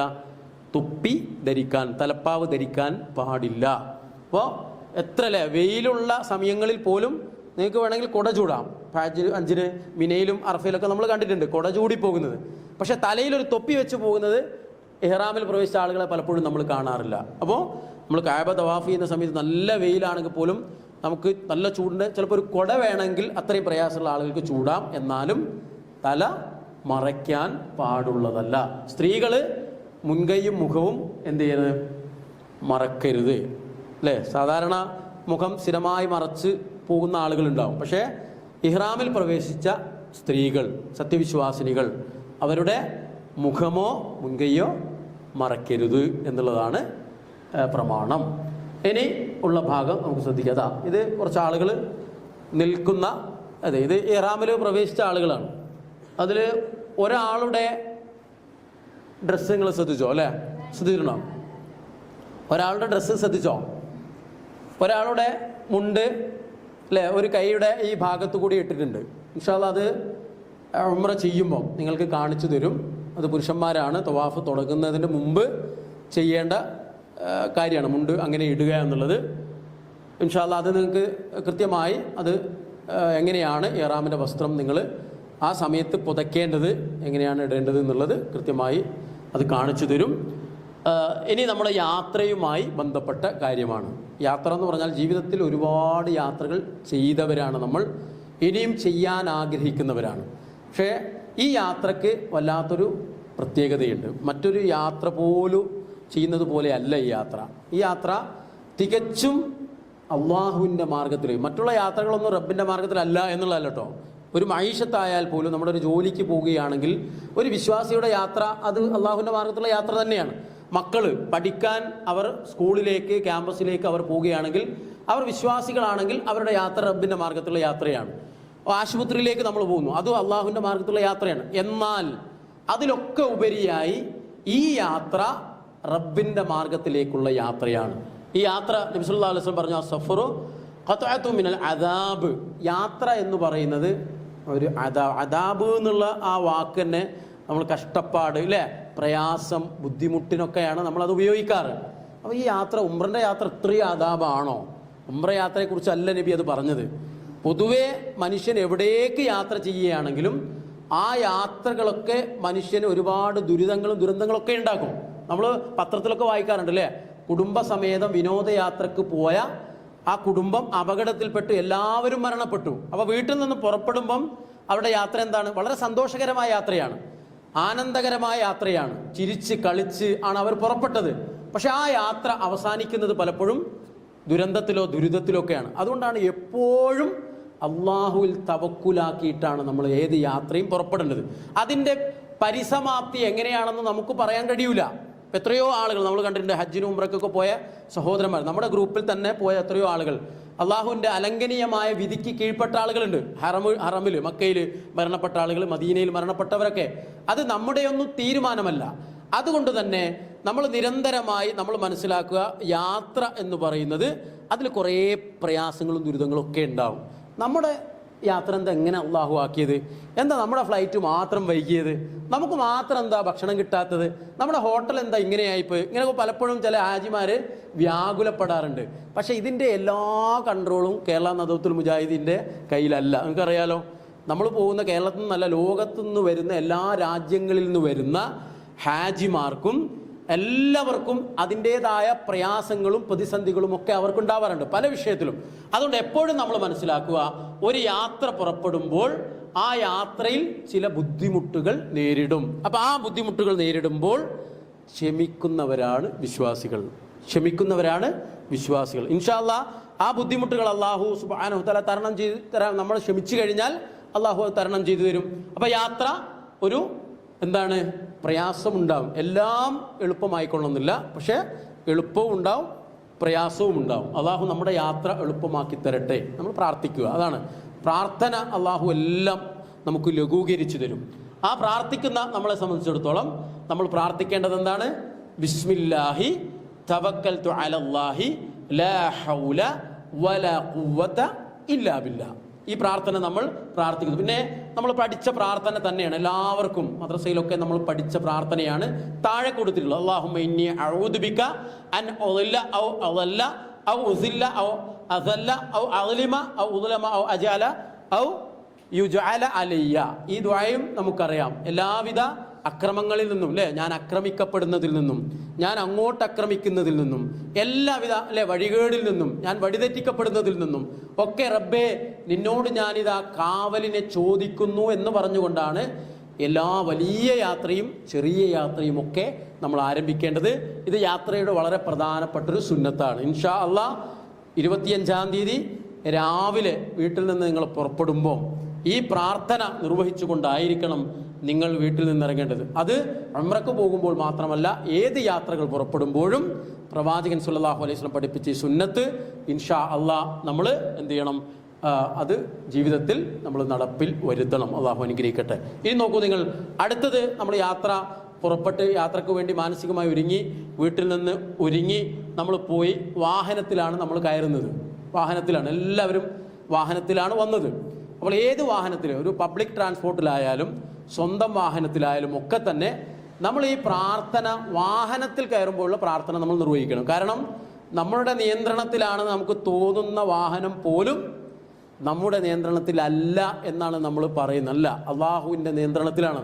അള്ളാഹു അത് തീരുമാനിക്കുന്നത്, അതിലുള്ള ഖൈറും ഷർറും ഒക്കെ. അപ്പോൾ നമ്മൾ പ്രാർത്ഥിക്കണം, സുബ്ഹാനല്ലദീ സഖറലനാ ഹാദാ വമാ കുന്നാ ലഹു മുഖ്രിനീൻ വ ഇന്നാ ഇലാ റബ്ബിനാ ലമുൻഖലിബൂൻ. ദീർഘമായ പ്രാർത്ഥനയാണ് വാഹനത്തിൽ കയറുമ്പോഴുള്ള പ്രാർത്ഥനയുണ്ട്. പക്ഷേ ആ ഖുർആനിൻ്റെ തുടക്കത്തിലുള്ള വിശുദ്ധ ഖുർആനിലെ ആയത്താണ് തുടക്കത്തിൽ കൊടുത്തത്. ആ ആയത്തെങ്കിലും നമ്മൾ എന്ത് ചെയ്യണം? മനസ്സിലാക്കുകയും അതെങ്കിലും നമ്മൾ കാണാതെ പഠിക്കുകയും അത് നിർവഹിക്കുകയും വേണം. പല ആളുകളുടെയും വാഹനത്തിൽ ഇതിൻ്റെ ചാർട്ടൊക്കെ തൂക്കിയിട്ടുണ്ടാവും, കാറിലൊക്കെ. അതൊക്കെ വിദേശത്തൊക്കെ പോയി വരുന്ന ആളുകൾക്ക് കൊണ്ടുവരും. പക്ഷെ പല ആളുകളോടും മറന്നു പോകുന്നതാണ് അത് പ്രാക്ടിക്കലായിട്ട്, അല്ലെങ്കിൽ പ്രാർത്ഥിക്കാൻ മറന്നുപോകും. അതൊക്കെ വാഹനത്തിലുണ്ടാവും. അപ്പോൾ ഈ പ്രാർത്ഥന നിങ്ങൾ നിർബന്ധമായും ഇൻഷാ അല്ലാഹ് നിങ്ങളെല്ലാവരും വാഹനത്തിൽ കയറുമ്പോൾ നിങ്ങളെല്ലാവരും പ്രാർത്ഥിക്കണമെന്നാണ് ഓർമ്മപ്പെടുത്താനുള്ളത്. എല്ലാവരും പ്രാർത്ഥിക്കണം, ഒരാൾ മാത്രം പോരാ, എല്ലാവരും അത് പ്രാർത്ഥിക്കണം. ഇനി ഒരാൾക്കാണ് ആ പ്രാർത്ഥന അറിയുന്നെങ്കിൽ അവർ അല്പം ഉറക്കെ ചൊല്ലിയാൽ മതി, എന്നാൽ മറ്റുള്ളവർക്ക് കൂടി അത് ചൊല്ലാനൊരു സൗകര്യമായിരിക്കും. അങ്ങനെയുണ്ട് ചില പ്രാർത്ഥനകൾ നമ്മൾ അങ്ങനെയാണ് പഠിക്കുന്നത്.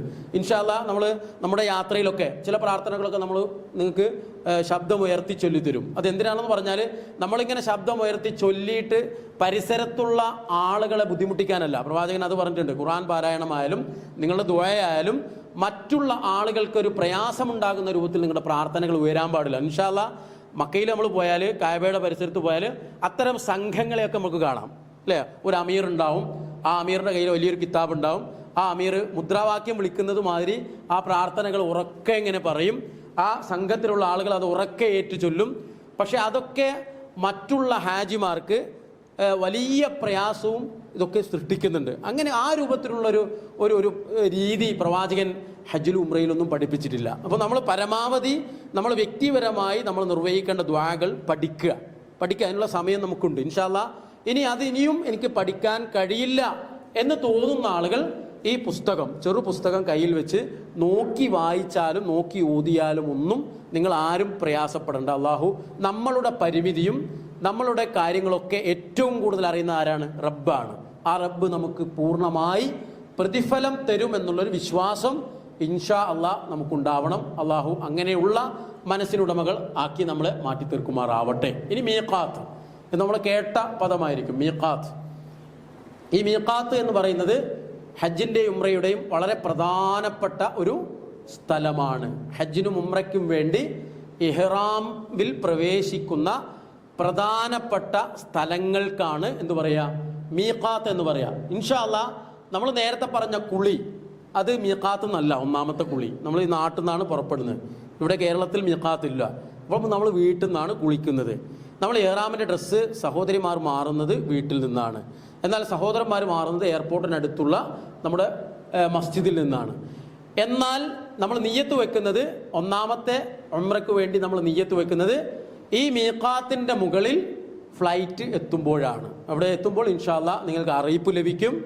ആ സമയത്താണ് നമ്മൾ നിയ്യത്ത് വെക്കേണ്ടത്. എന്നാൽ ഒന്നാമത്തെ ഉംറയും കഴിഞ്ഞ് മദീനയിലേക്കുള്ള യാത്രയിൽ ആണ് നമ്മൾ ഇൻഷാ അല്ലാഹ് ശരിക്കും മീഖാത്തിലേക്ക് പോകുക. ഇഹ്റാമിൽ മീഖാത്തിൽ പോയി ഇഹ്റാം ചെയ്യുകയും ഇഹ്റാമിൽ പ്രവേശിക്കുകയും ചെയ്യാം. അപ്പോൾ മീഖാത്തിന് വലിയ പ്രാധാന്യമാണുള്ളത്. അവിടെ നിന്ന് കുളി, വുദു, നിയ്യത്ത്, ഇഹ്റാം വസ്ത്രം, ഇതാണ് ചെയ്യേണ്ടത്. അവിടെ നിങ്ങൾ കൊടുത്തത് കാണാം, അല്ലാഹുമ്മ ലബ്ബൈക ഉംറത്തൻ. സാധാരണ ഒരു കർമ്മം ചെയ്യുന്നതിൽ നിന്ന് വ്യത്യസ്തമായി നിയ്യത്തിൽ ഹജ്ജിനും ഉംറയിലും ചെറിയ ചില മാറ്റങ്ങളുണ്ട്. ഒന്നെന്താണ് ആ മാറ്റം? നിയ്യത്ത് നാവ് കൊണ്ട് ഉച്ചരിച്ച് ശബ്ദം ഉയർത്തി പറയണം എന്നുള്ളതാണ്. ശബ്ദം ഉയർത്തി പറയണം. നമസ്കാരത്തിലോ നോമ്പിലോ മറ്റു കർമ്മങ്ങളിലോ ഒന്നും തന്നെ നമ്മൾ മനസ്സ് കരുതിയാൽ മതി. അത് നമ്മൾ പഠിച്ചു വെച്ചത് അങ്ങനെയാണ്. നിയ്യത്ത് എന്ന് പറഞ്ഞാൽ മനസ്സ് കരുതുന്നതാണ്. എന്നാൽ ഹജ്ജിനും ഉംറയ്ക്കും മനസ്സിൽ കരുതുന്നതോടൊപ്പം തന്നെ നമ്മൾ എന്ത് ചെയ്യണം? ഇഹ്റാമിൽ പ്രവേശിക്കുന്ന സ്ഥലത്തുനിന്ന് അല്ലാഹുമ്മ ലബ്ബൈക ഉംറത്തൻ, അല്ലെങ്കിൽ ഹജ്ജ് ആണെങ്കിൽ ഹജ്ജ്. അപ്പോൾ അള്ളാഹുവേ അല്ലേ, നിന്റെ വിളിക്ക്, അല്ലേ, ഉംറയുടെ വിളിക്ക് ഉത്തരം നൽകി ഞാനിതാ വന്നിരിക്കുന്നു. ലബ്ബൈക്ക്, നിന്റെ വിളിക്ക് ഉത്തരം നൽകിയതാ റബ്ബേ ഞാൻ വന്നിരിക്കുന്നു എന്നുള്ള ആ നിയ്യത്ത് വെച്ചുകൊണ്ടാണ് ഇൻഷാ അല്ലാഹ് നമ്മൾ ഇഹ്റാമിലേക്ക് പ്രവേശിക്കുക. നേരത്തെ നമ്മൾ വസ്ത്രത്തിൻ്റെ കാര്യവും അതിനു മുമ്പ് കുളിയുടെ കാര്യവും മാത്രമാണ് നമ്മൾ വിശദീകരിച്ച്. നിയ്യത്ത് നമ്മൾ പറഞ്ഞിട്ടില്ല. അപ്പോൾ നിയ്യത്ത് എന്ന് പറയുന്നത് നമ്മുടെ മീഖാത്തിൽ നിന്ന് നമ്മുടെ കർമ്മങ്ങളൊക്കെ കഴിഞ്ഞതിന് ശേഷം അവസാനം നമ്മൾ ചെയ്യേണ്ട സംഗതിയാണ് അല്ലാഹുമ്മ ലബ്ബൈക ഉംറത്തൻ. അത് ആ പ്രാർത്ഥന എല്ലാവരും എന്ത് ചെയ്യണം? എല്ലാവരും ആ ഒരു നിയ്യത്ത് പഠിച്ചു നോക്കണം. അത് 3 വാക്യങ്ങളേ ഉള്ളൂ. അല്ലാഹുമ്മ ലബ്ബൈക ഉംറത്തൻ. നമുക്ക് പരിചയമുള്ള 3 പദങ്ങളേ ഉള്ളൂ. അത് കൂട്ടി യോജിപ്പിച്ച് വെച്ചെന്നേ ഉള്ളൂ, അല്ലേ? അള്ളാഹു നമുക്ക് പരിചയമുള്ള പദമാണ്, അല്ലേ? ലബ്ബൈക്ക്, മദ്രസയിലൊക്കെ വിദ്യാർത്ഥികൾ അവരുടെ അധ്യാപകർ, ഉസ്താദുമാർ പേര് വിളിക്കുമ്പം സ്കൂളിൽ പ്രസന്റ് ആണ് പറയുന്നതെങ്കിൽ മദ്രസയിൽ അധിക സമയത്തും ലബ്ബൈക്ക് എന്നാണ് പറയാറുള്ളത്. സംഗതിയാണത്. എനിക്ക് ഒതുവില്ലല്ലോ പഠിച്ചോനെ, ഞാനിപ്പോൾ നിയ്യത്ത് വെച്ചാണോ? അപ്പോൾ ഫ്ലൈറ്റിൽ നിന്നൊക്കെ അത് പ്രയാസകരമായിരിക്കും ഒതു ഉണ്ടാക്കൽ. അപ്പോൾ ഒതു നേരത്തെ എപ്പോഴും ഒരു ഒതു നമുക്ക് നല്ലതാണ്. ഇനി ഒതു ചെയ്യാൻ പറ്റാത്തൊരു സാഹചര്യം ഉണ്ടാകും, നമുക്ക് തയമ്മും ചെയ്യാം. അതിനും കുറേ കാര്യങ്ങളുണ്ട്. അപ്പോൾ ഒതു വെള്ളം കിട്ടാത്ത അവസ്ഥയിലൊക്കെ. പക്ഷേ ഇവിടെ നിയ്യത്ത് വെക്കാൻ ഒതു വേണ്ടതാണ് എന്ന് ആരും ധരിക്കരുത്. അത് നമ്മൾ ആ സമയത്ത് എന്ത് ചെയ്യണം? എല്ലാവരും നിയ്യത്ത് വെച്ചുകൊള്ളണം. ഇനി ഉംറയുടെ കർമ്മങ്ങളാണ് ഇൻഷാ അല്ലാഹ്. ഉംറ നേരത്തെ സൂചിപ്പിച്ചതുപോലെ വളരെ ലളിതമായ ഒരു കർമ്മമാണ് ഉംറ. നമ്മൾ ഇത്രയും ആശങ്കപ്പെടാനും ടെൻഷൻ അടിക്കാനും ഒന്നുമുള്ള സംഗതിയില്ല. പക്ഷേ ഇതിലൊരു ആഫിയത്ത് ഉണ്ടാകുക, ശാരീരികമായൊരു ക്ഷമത ഇതിന് നിർബന്ധമാണ്. നബി സല്ലല്ലാഹു അലൈഹി വസല്ലം ഹജ്ജിനും ഉംറയ്ക്കും വേറെ മറ്റു പല കർമ്മങ്ങൾക്കും എടുത്തു പറയാത്ത, നമസ്കാരത്തിന് പോലും എടുത്തു പറയാത്ത ഒരു പ്രത്യേകത ഹജ്ജിനും ഉംറയ്ക്കും പറഞ്ഞ എന്താണ്? ആരോഗ്യവും സാമ്പത്തികമായിട്ടുള്ള നമ്മളുടെ ആ ഒരു സുസ്ഥിരതയുമാണ് പറഞ്ഞത്. ഈ രണ്ട് കാര്യങ്ങൾ നമുക്ക് അനിവാര്യമായിട്ട് വേണമെന്നാണ്. എന്നാൽ എല്ലാ മനുഷ്യന്മാർക്കും ആരോഗ്യ പ്രശ്നങ്ങളുണ്ട്. അത് പ്രായം കൊണ്ടൊന്നുമല്ല. ഇപ്പോൾ ചെറുപ്പക്കാർക്ക് പ്രശ്നമുണ്ട്, മക്കൾക്ക് അല്ലേ, എല്ലാവർക്കും രോഗവും പ്രായവുമായി ഒരു ബന്ധവുമില്ല. അപ്പോൾ ശാരീരികമായ വാർദ്ധക്യ സഹജമായ ചില പ്രയാസങ്ങളൊക്കെ നമുക്ക് സ്വാഭാവികമായിട്ടുണ്ടാവും. പക്ഷെ ഇൻഷാ അല്ലാഹ് നമ്മൾ റബ്ബിനോട് പ്രാർത്ഥിക്കുക, അള്ളാഹുവെ ആഫിയത്ത് നൽകണേ, അള്ളാഹുവെ ഈ ഉംറ നിർവഹിക്കാനുള്ള ഒരു ശാരീരികമായ ഒരു ഖൈർ, ഒരു നിഅമത്ത്, ഒരു അനുഗ്രഹം റബ്ബേ എനിക്ക് നൽകണമേ എന്ന് നിങ്ങൾ എന്ത് ചെയ്യണം? ഇനിയുള്ള ദിവസങ്ങളിൽ ഇൻഷാ അല്ലാഹ് റബ്ബിനോട് പ്രാർത്ഥിക്കണം. ഇത് കൊടുത്തിട്ടുള്ളത് 5 മീഖാത്തുകളുടെ പേരുകളാണ്. 5 നബി സല്ലല്ലാഹു അലൈഹി വസല്ലമ നിശ്ചയിച്ച് നൽകിയ മീഖാത്ത്. എവിടെയെങ്കിലും പോയി, മരുഭൂമിയിൽ എവിടെയെങ്കിലും പോയി ഒരു കുളിമുറിയും ബാത്റൂമും സംവിധാനമൊക്കെ ഉള്ള സ്ഥലത്ത് പോയി നമുക്ക് ഇഹ്റാം ചെയ്യാൻ പറ്റൂല. പ്രവാചകൻ നിശ്ചയിച്ച് നൽകിയിട്ടുണ്ട്. അതിലൊന്നാമതായി നിശ്ചയിച്ച് നൽകിയത് മദീനയിലെ ദുൽ ഹുലൈഫ. അപ്പോൾ മസ്ജിദ് നബവിയിൽ നിന്ന് ഇൻഷാ അല്ലാഹ് നമ്മളത് പോകും. 10 മിനിറ്റേ യാത്ര ചെയ്യാനുള്ളൂ ദുൽ ഹുലൈഫയിലേക്ക്. നമ്മൾ ഇൻഷാ അല്ലാഹ് തിരിച്ചു വരുമ്പം മദീനയിൽ പോയി മക്കയിലേക്ക് തിരിച്ചു വരുമ്പം ഈ നമ്പർ 1 ഒന്നാമത്തെ ഏറ്റവും വലിയ മീഖാത്താണത്. ഏറ്റവും കൂടുതൽ ഹാജിമാർ ഇഹ്റാം ചെയ്യുന്ന മീഖാത്താണ് ദുൽ ഹുലൈഫ. അത് മദീനയിലാണ്. അബിയാർ അലി എന്നും കൂടി അതിന് പേരുണ്ട്. ഇനി അടുത്തത് ജുഹുഫയാണ്. സിറിയ ഭാഗത്ത് നിന്ന് വരുന്ന ആളുകളുടെ മീഖാത്താണ് ജുഹുഫ. ഇറാഖുകാരുടെ മീഖാത്താണ് ദാത്തുൽ ഇർഖ് എന്നാണ് അതിൻ്റെ പേര്. പിന്നെ താഴെയുള്ളത് ഖർനുൽ മനാസിൽ. ഇൻഷാ അല്ലാഹ് അവിടെയും നമ്മൾ പോകും. അത് തായിഫ് എന്ന് വരുന്ന വഴിയാണ് ഖർനുൽ മനാസിൽ. പിന്നെ യമൻ, ഈ ദമാമ്, ഖത്തർ ഭാഗത്ത് നിന്ന് ആ വഴി പോകുന്ന ആളുകളൊക്കെ ഈ യലംലം എന്ന് പറഞ്ഞ മീഖാത്തിൽ വെച്ചിട്ടാണ് ഇഹ്റാമിൽ പ്രവേശിക്കുക. അപ്പോൾ നമ്മളിതിൽ 2 മീഖാത്തുകളിൽ എന്തായാലും ഇൻഷാ അല്ലാഹ് നമ്മൾ പോകും. ഒന്ന് ദുൽഹുലൈഫയിലും മറ്റൊന്ന് താഴെയുള്ള ഖർനുൽ മനാസിലും. അവിടെ നജിദുകാർക്ക് എന്ന് പറഞ്ഞ് കൊടുത്ത ഒരു മീഖാത്ത് കാണുന്നില്ലേ, 4ാമത്തെ. അപ്പോൾ നേരത്തെ നമ്മൾ എന്താണ് മീഖാത്ത് എന്ന് പറഞ്ഞു, ഏതെല്ലാമാണ് മീഖാത്ത് എന്നാണ് ഇപ്പോൾ കാണിച്ചിട്ടുള്ളത്. ഈ 5 മീഖാത്തുകളാണ് പ്രധാനമായിട്ടുള്ളത്. ഇനി അവിടെ കൊടുത്തിട്ടുള്ളത് നേരത്തെ പറഞ്ഞ നിയ്യത്ത് തന്നെയാണ്. ലബ്ബൈക്ക് അല്ലാഹുമ്മ ഉംറത്തൻ, ലബ്ബൈക്ക് അല്ലാഹുമ്മ ഉംറത്തൻ. അവിടെ നിയ്യത്ത് നിങ്ങൾക്ക് എഴുതി കാണിച്ചതാണ്. നമ്മൾ നേരത്തെ വിശദീകരിച്ച നിയ്യത്താണത്. ഇനി വളരെ പ്രധാനപ്പെട്ട ഒരു കാര്യമാണ് ഹജ്ജിലും ഉംറയിലും മാത്രം നമ്മൾ ഉയർന്നു കേൾക്കുന്ന തൽബിയത്ത്.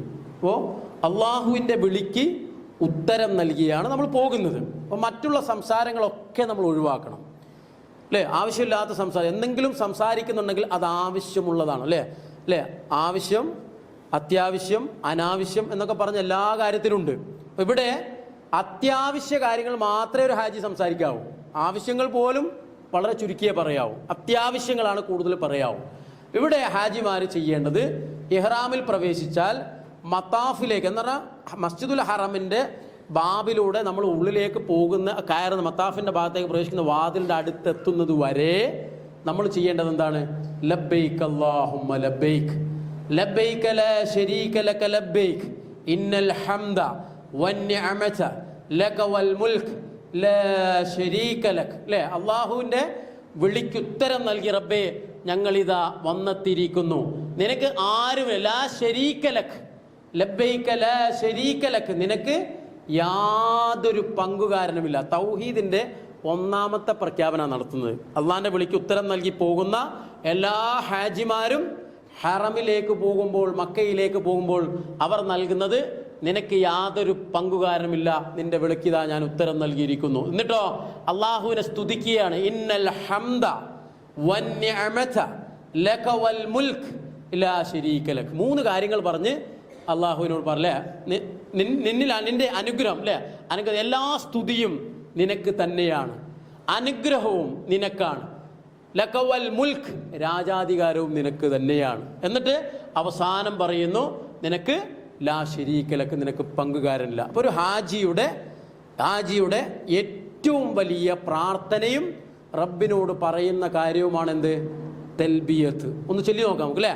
ലബ്ബൈക അല്ലാഹുമ്മ ലബ്ബൈക, ലബ്ബൈക ലാ ശരീക ലക ലബ്ബൈക, ഇന്നൽ ഹംദ വന്നിഅമത ലക വൽ മുൽക്ക് ലാ ശരീക ലക്. ഇത് ഇൻഷാ അല്ലാഹ് നമ്മുടെ യാത്രയിലും നമ്മൾ പോകുന്ന സ്ഥലത്തൊക്കെ നമ്മൾക്ക് ചൊല്ലിക്കൊണ്ടിരിക്കും. സഹോദരിമാർ പതിഞ്ഞ സ്വരത്തിൽ ചൊല്ലുകയും പുരുഷന്മാർ ശബ്ദമുയർത്തി ചൊല്ലുകയും ചെയ്യുക എന്നുള്ളതാണ് പ്രവാചകന്റെ സുന്നത്ത്. ഇൻഷാ അല്ലാഹ് അത് നമുക്ക് പ്രയോഗവൽക്കരിക്കാം. ഇൻഷാ അല്ലാഹ് നമ്മൾ ആദ്യത്തെ യാത്രയിൽ തന്നെ നമ്മൾ ഫ്ലൈറ്റിൽ നിന്ന് ഇഹ്റാം ചെയ്ത അന്നേരം നമ്മൾ പതിയെ ചൊല്ലും. പിന്നെ അങ്ങോട്ടുള്ള ഹറമിലെത്തുന്നത് വരെയുള്ള സന്ദർഭങ്ങളിലൊക്കെ ഇൻഷാ അല്ലാഹ് നമ്മൾ ഈ തൽബിയത്ത് ചൊല്ലിക്കൊണ്ടിരിക്കും. അവിടെ കൊടുത്തു. പുരുഷന്മാർ ഉച്ചത്തിലും സ്ത്രീകൾ പതിഞ്ഞ സ്വരത്തിലുമാണ് തൽബിയത്ത് ചൊല്ലേണ്ടത്. ഇനി ഇഹ്റാമിൽ അനുവദിക്കുന്ന കാര്യങ്ങൾ ഇതൊക്കെ അല്ലേ, പല സംശയങ്ങളും നമുക്കുണ്ടാവും. അത് പറ്റുമോ ഇത് പറ്റുമോ എന്നൊക്കെ. കുട പറ്റും. ഇഹ്റാം വസ്ത്രം മാറാം അല്ലേ, അഴുക്കോ കാര്യങ്ങളൊക്കെ ആയാൽ മാറാം. ചില ആളുകൾക്ക് അങ്ങനെ ടെൻഷൻ ഉണ്ട്, പടച്ചോനെ ഇത് മാറാൻ പറ്റുമോ? മാറാം. അങ്ങനത്തെ ഒരു സാഹചര്യം ഉണ്ടാവുകയാണെങ്കിൽ അത് സാധാരണ ഒരു വസ്ത്രം മാറും പോലെ അല്ല. അങ്ങനത്തെ ഒരു ഇഹ്റാം വസ്ത്രം മാറേണ്ട ഒരു സാഹചര്യം ഉണ്ടായാൽ നമുക്ക് എന്ത് ചെയ്യാം? ഇഹ്റാമിൻ്റെ വസ്ത്രം മാറാം. കുളിക്കാം, പക്ഷെ സോപ്പ് ഉപയോഗിക്കരുത്. കുളിക്കാം, സോപ്പോ ലിക്വിഡോ ഷാമ്പുവോ ഒന്നും എന്ത് ചെയ്യാൻ പാടില്ല, ഉപയോഗിക്കാൻ പാടില്ല. റെസ്റ്റ് എടുക്കാം, ശ്രമിക്കാം. ഹാജിക്ക് റെസ്റ്റ് എന്ന് പറഞ്ഞാൽ പ്രധാനപ്പെട്ട നമ്മുടെ റെസ്റ്റ് എന്താണ്? ഉറങ്ങുക എന്നുള്ളതാണ് അല്ലേ. ഉറങ്ങാം, അല്പം ഉറങ്ങണം. മനുഷ്യനായാലും ഉറങ്ങണം. ശാരീരികമായ ഒരു ആവേശവും ഉല്ലാസവും ഒക്കെ കിട്ടണമെങ്കിൽ പ്രവാചകൻ തന്നെ പഠിപ്പിച്ചു, നിങ്ങൾ കൃത്യമായി ഉറങ്ങണം. അപ്പോൾ വിശ്രമിക്കാം, മുഖം കഴുകാം. വുളു നഷ്ടപ്പെട്ടാൽ വീണ്ടും എന്ത് ചെയ്യാം? പുതുക്കാം. ഒരു പ്രശ്നവുമില്ല. നമ്മൾ ഉംറ നിർവഹിച്ചുകൊണ്ടിരിക്കുമ്പോഴാണ് നമ്മൾ എല്ലാവരും തവാഫ് ചെയ്തുകൊണ്ടിരിക്കുമ്പോഴാണ് നമ്മളെ വുളു നഷ്ടപ്പെടുന്നത്. ടെൻഷൻ അടിക്കണ്ട, വുളു ഉണ്ടാക്കിയാൽ മതി, വീണ്ടും അത് തുടർന്നാൽ മതി. ഇത്രയേ ഉള്ളൂ. അതാ പറഞ്ഞ ഉംറയുടെ കാര്യത്തിൽ യാതൊരു രീതിയിലുള്ള ടെൻഷനും ആശങ്കയും ഉണ്ടാവേണ്ട ആവശ്യം നമുക്കില്ല. എല്ലാത്തിനും പ്രവാചകൻ നമുക്ക് എന്ത് തന്നിട്ടുണ്ട്? മനുഷ്യന്മാരെന്നുള്ള നിലയിൽ നമ്മളെ പരിഗണിച്ചുകൊണ്ടാണ് റസൂല് എന്ത് ചെയ്തത്? ഇത് കാണിച്ചു തന്നത്. പ്രവാചകനാണ് ഇത് കാണിച്ചു തന്നത്. പ്രവാചകൻ അല്ലേ പ്രവാചകന്റെ ഉംറ കണ്ടിട്ടാണ് നമ്മൾ ഉംറ പഠിച്ചിട്ടുള്ളത്, ഹജ്ജ് പഠിച്ചിട്ടുള്ളത്. വുളു നമുക്ക് പുതുക്കാം, ചെരുപ്പ് ധരിക്കാം, ബെൽറ്റും ധരിക്കാം. പക്ഷെ ചെരുപ്പ് നിങ്ങൾ ശ്രദ്ധിക്കേണ്ടത് ഷൂ പോലെയുള്ള ചെരുപ്പ് എന്ത് ചെയ്യരുത്. ഇപ്പോൾ അങ്ങനെയുണ്ട്. ഇപ്പോൾ ഇറങ്ങുന്ന ചെരുപ്പ് എന്ന് പറഞ്ഞ് ഇറങ്ങുന്ന ചെരുപ്പുകൾ പോലും ഷൂ മോഡലുള്ള നമ്മുടെ കാലുകൾ മുഴുവൻ, പാദങ്ങൾ മുഴുവൻ കവർ ചെയ്യുന്ന ചെരുപ്പ് ഉപയോഗിക്കുന്നത്. വളരെ സിമ്പിളായിട്ടുള്ള ഒരു ചെരുപ്പാണ് നമ്മൾ ഉപയോഗിക്കുന്നത്. വെയ്റ്റ്ലെസ് ആയിട്ടുള്ള, പിന്നെ അധികം വിലപിടിപ്പൊന്നുമില്ലാത്ത, നനയ്ക്കാൻ കഴിയുന്ന ഒരു രൂപത്തിലുള്ള ചെരുപ്പാണ് നമ്മൾ ഉപയോഗിക്കേണ്ടത്. അത്തരം ചെരുപ്പുകൾ നമ്മൾ ഉപയോഗിക്കാം. ബെൽറ്റും അതിനുവേണ്ടി പ്രത്യേകമായ ബെൽറ്റ് ഉണ്ട്. ആ ബെൽറ്റ് നമുക്ക് ഉപയോഗപ്പെടുത്താം. പുരുഷന്മാരെ സംബന്ധിച്ചിടത്തോളം ഇത് എമിഗ്രേഷൻ കൗണ്ടറാണ്. നല്ല തിരക്കും കാര്യങ്ങളൊക്കെ ഉണ്ടാവും. പക്ഷേ അത് നമുക്ക് പ്രശ്നമല്ല. നമ്മൾ യാത്രക്കാർ എന്നുള്ള നിലക്ക് നമ്മൾ അതിന് ഒരുങ്ങിപ്പോകുന്ന ആളുകളാണ്. ഏത് തിരക്കുകളിലും നമുക്ക് നമ്മുടേതായ ക്ഷമയും കാര്യം, ക്യൂ നിൽക്കേണ്ട സ്ഥലത്ത് നമ്മൾ ക്യൂ നിൽക്കുന്നു, വെയിറ്റ് ചെയ്യേണ്ട സമയത്ത് നമ്മൾ വെയിറ്റ് ചെയ്യുന്നു. അത് ഇത്തരം സ്ഥലങ്ങളിലൊക്കെ നമുക്കത് ആവശ്യമാണ്. ഒരു ഹാജി ഉംറക്ക് പോകുന്നവർ ആ ക്ഷമിച്ചുകൊണ്ട് അതിൽ നിന്നുകൊണ്ട് ആയിരിക്കണം പോകേണ്ടത്. ഇത് നമ്മളെ ജിദ്ദയിലെ ഹജ്ജ് ടെർമിനലാണ്. ഇൻഷാ അല്ലാഹ് നമ്മൾ പോകുക. ഹജ്ജ് ടെർമിനൽ 2 സ്ഥലങ്ങളുണ്ട്, നോർത്തും സൗത്തും. ഹജ്ജിൻ്റെ സമയത്താണ് ഇത് തുറക്കുക. ഹജ്ജ് ടെർമിനൽ ഹജ്ജിൻ്റെ സമയത്തും റമദാനിലും പലപ്പോഴും തുറക്കാറുണ്ട്. ഇൻഷാ അല്ലാഹ് നോർമൽ സമയങ്ങളിലൊക്കെ എല്ലാ ഉംറക്കാരും പോവുക നോർത്ത് ടെർമിനലിലേക്കാണ്. പഴയ കിങ് അബ്ദുൽ അസീസ് എയർപോർട്ടിലേക്കാണ് നമ്മൾ പോവുക ഇൻഷാ അല്ലാഹ്. ഇത് അതിൻ്റെ ഒരു ഗൂഗിൾ മാപ്പാണ് മക്കയുടെ. ഇതിപ്പോൾ നമുക്ക് ഇങ്ങനെ ഒരു പേപ്പറിൻ്റെ ആവശ്യമില്ല. നമുക്ക് ഇപ്പോൾ മൊബൈലിൽ ആ ഗൂഗിളിൽ സെർച്ച് ചെയ്താൽ ലൊക്കേഷനും കാര്യങ്ങളൊക്കെ മനസ്സിലാക്കാൻ ഇപ്പം പുതിയ സംവിധാനങ്ങളുള്ളത് കൊണ്ട് തന്നെ മുമ്പൊക്കെ ഇങ്ങനത്തെ പേപ്പറുകൾ കൊടുക്കാറുണ്ടായിരുന്നു. മസ്ജിദുൽ ഹറമിൻ്റെ ഒരു പിക്ചറാണ് കാണിക്കുന്നത്. പ്രധാനപ്പെട്ട ഭാഗമാണ് ഇത്. ഹജ്ജിൻ്റെ ഉംറയുടെയൊക്കെ സമയത്ത് ഈ രൂപത്തിൽ നിറഞ്ഞു നിൽക്കും. ഏതാണ്ട് 13 ലക്ഷം ആളുകൾക്ക് ഒരു ജമാഅത്തിൽ പങ്കെടുക്കാമെന്ന് ഹറമിൽ. 13 ലക്ഷം ആളുകൾക്ക്. ഇപ്പോൾ നടക്കുന്ന വികസന പ്രവർത്തനം 2.5 ലക്ഷം ആളുകൾക്ക് കൂടി നിസ്കരിക്കാനുള്ള സൗകര്യമാണ് ഹറമിൽ ഒരുങ്ങിക്കൊണ്ടിരിക്കുന്നത്. ഇപ്പോൾ കഴിഞ്ഞ റമദാനിലൊക്കെ ഏതാണ്ട് 28-30 ലക്ഷത്തിനടുത്ത ആളുകളാണ് തറാവി നമസ്കരിച്ചത്. ഇൻഷാ അല്ലാഹ് തറാവിക്ക് നിന്ന സഫിൻ്റെ സ്ഥലമൊക്കെ നിങ്ങൾക്ക് ഞാൻ ഇൻഷാ അല്ലാഹ് കാണിച്ചിരുന്നുണ്ട്. കഴിഞ്ഞ റമദാനിൽ നമ്മുടെ KNM-ന്റെ ഉംറ 8 ബാച്ച് ഉണ്ടായിരുന്നു. 8 ബാച്ചുകളായിരുന്നു ഹറമിലുണ്ടായിരുന്നത്. അൽഹംദുലില്ലാഹ് ഈ വർഷവും ഇൻഷാ അല്ലാഹ് അതിലേറെ ബാച്ചുകൾ നമുക്കുണ്ടാവുമെന്നാണ് പ്രതീക്ഷിക്കുന്നത്. അള്ളാഹു അനുഗ്രഹിക്കട്ടെ. അപ്പോൾ ഇവിടെ മസ്ജിദുൽ ഹറമിൻ്റെ പ്രത്യേകത പറഞ്ഞു. വസ്വലാത്തു ഫീൽ മസ്ജിദുൽ ഹറാം അഫ്ളലു മിൻ മിഅത്തിൽ അൽഫി സ്വലാത്ത് ഫീമാ സിവാഉ. അത് നേരത്തെ സൂചിപ്പിച്ച ഹദീസ് അല്ലേ?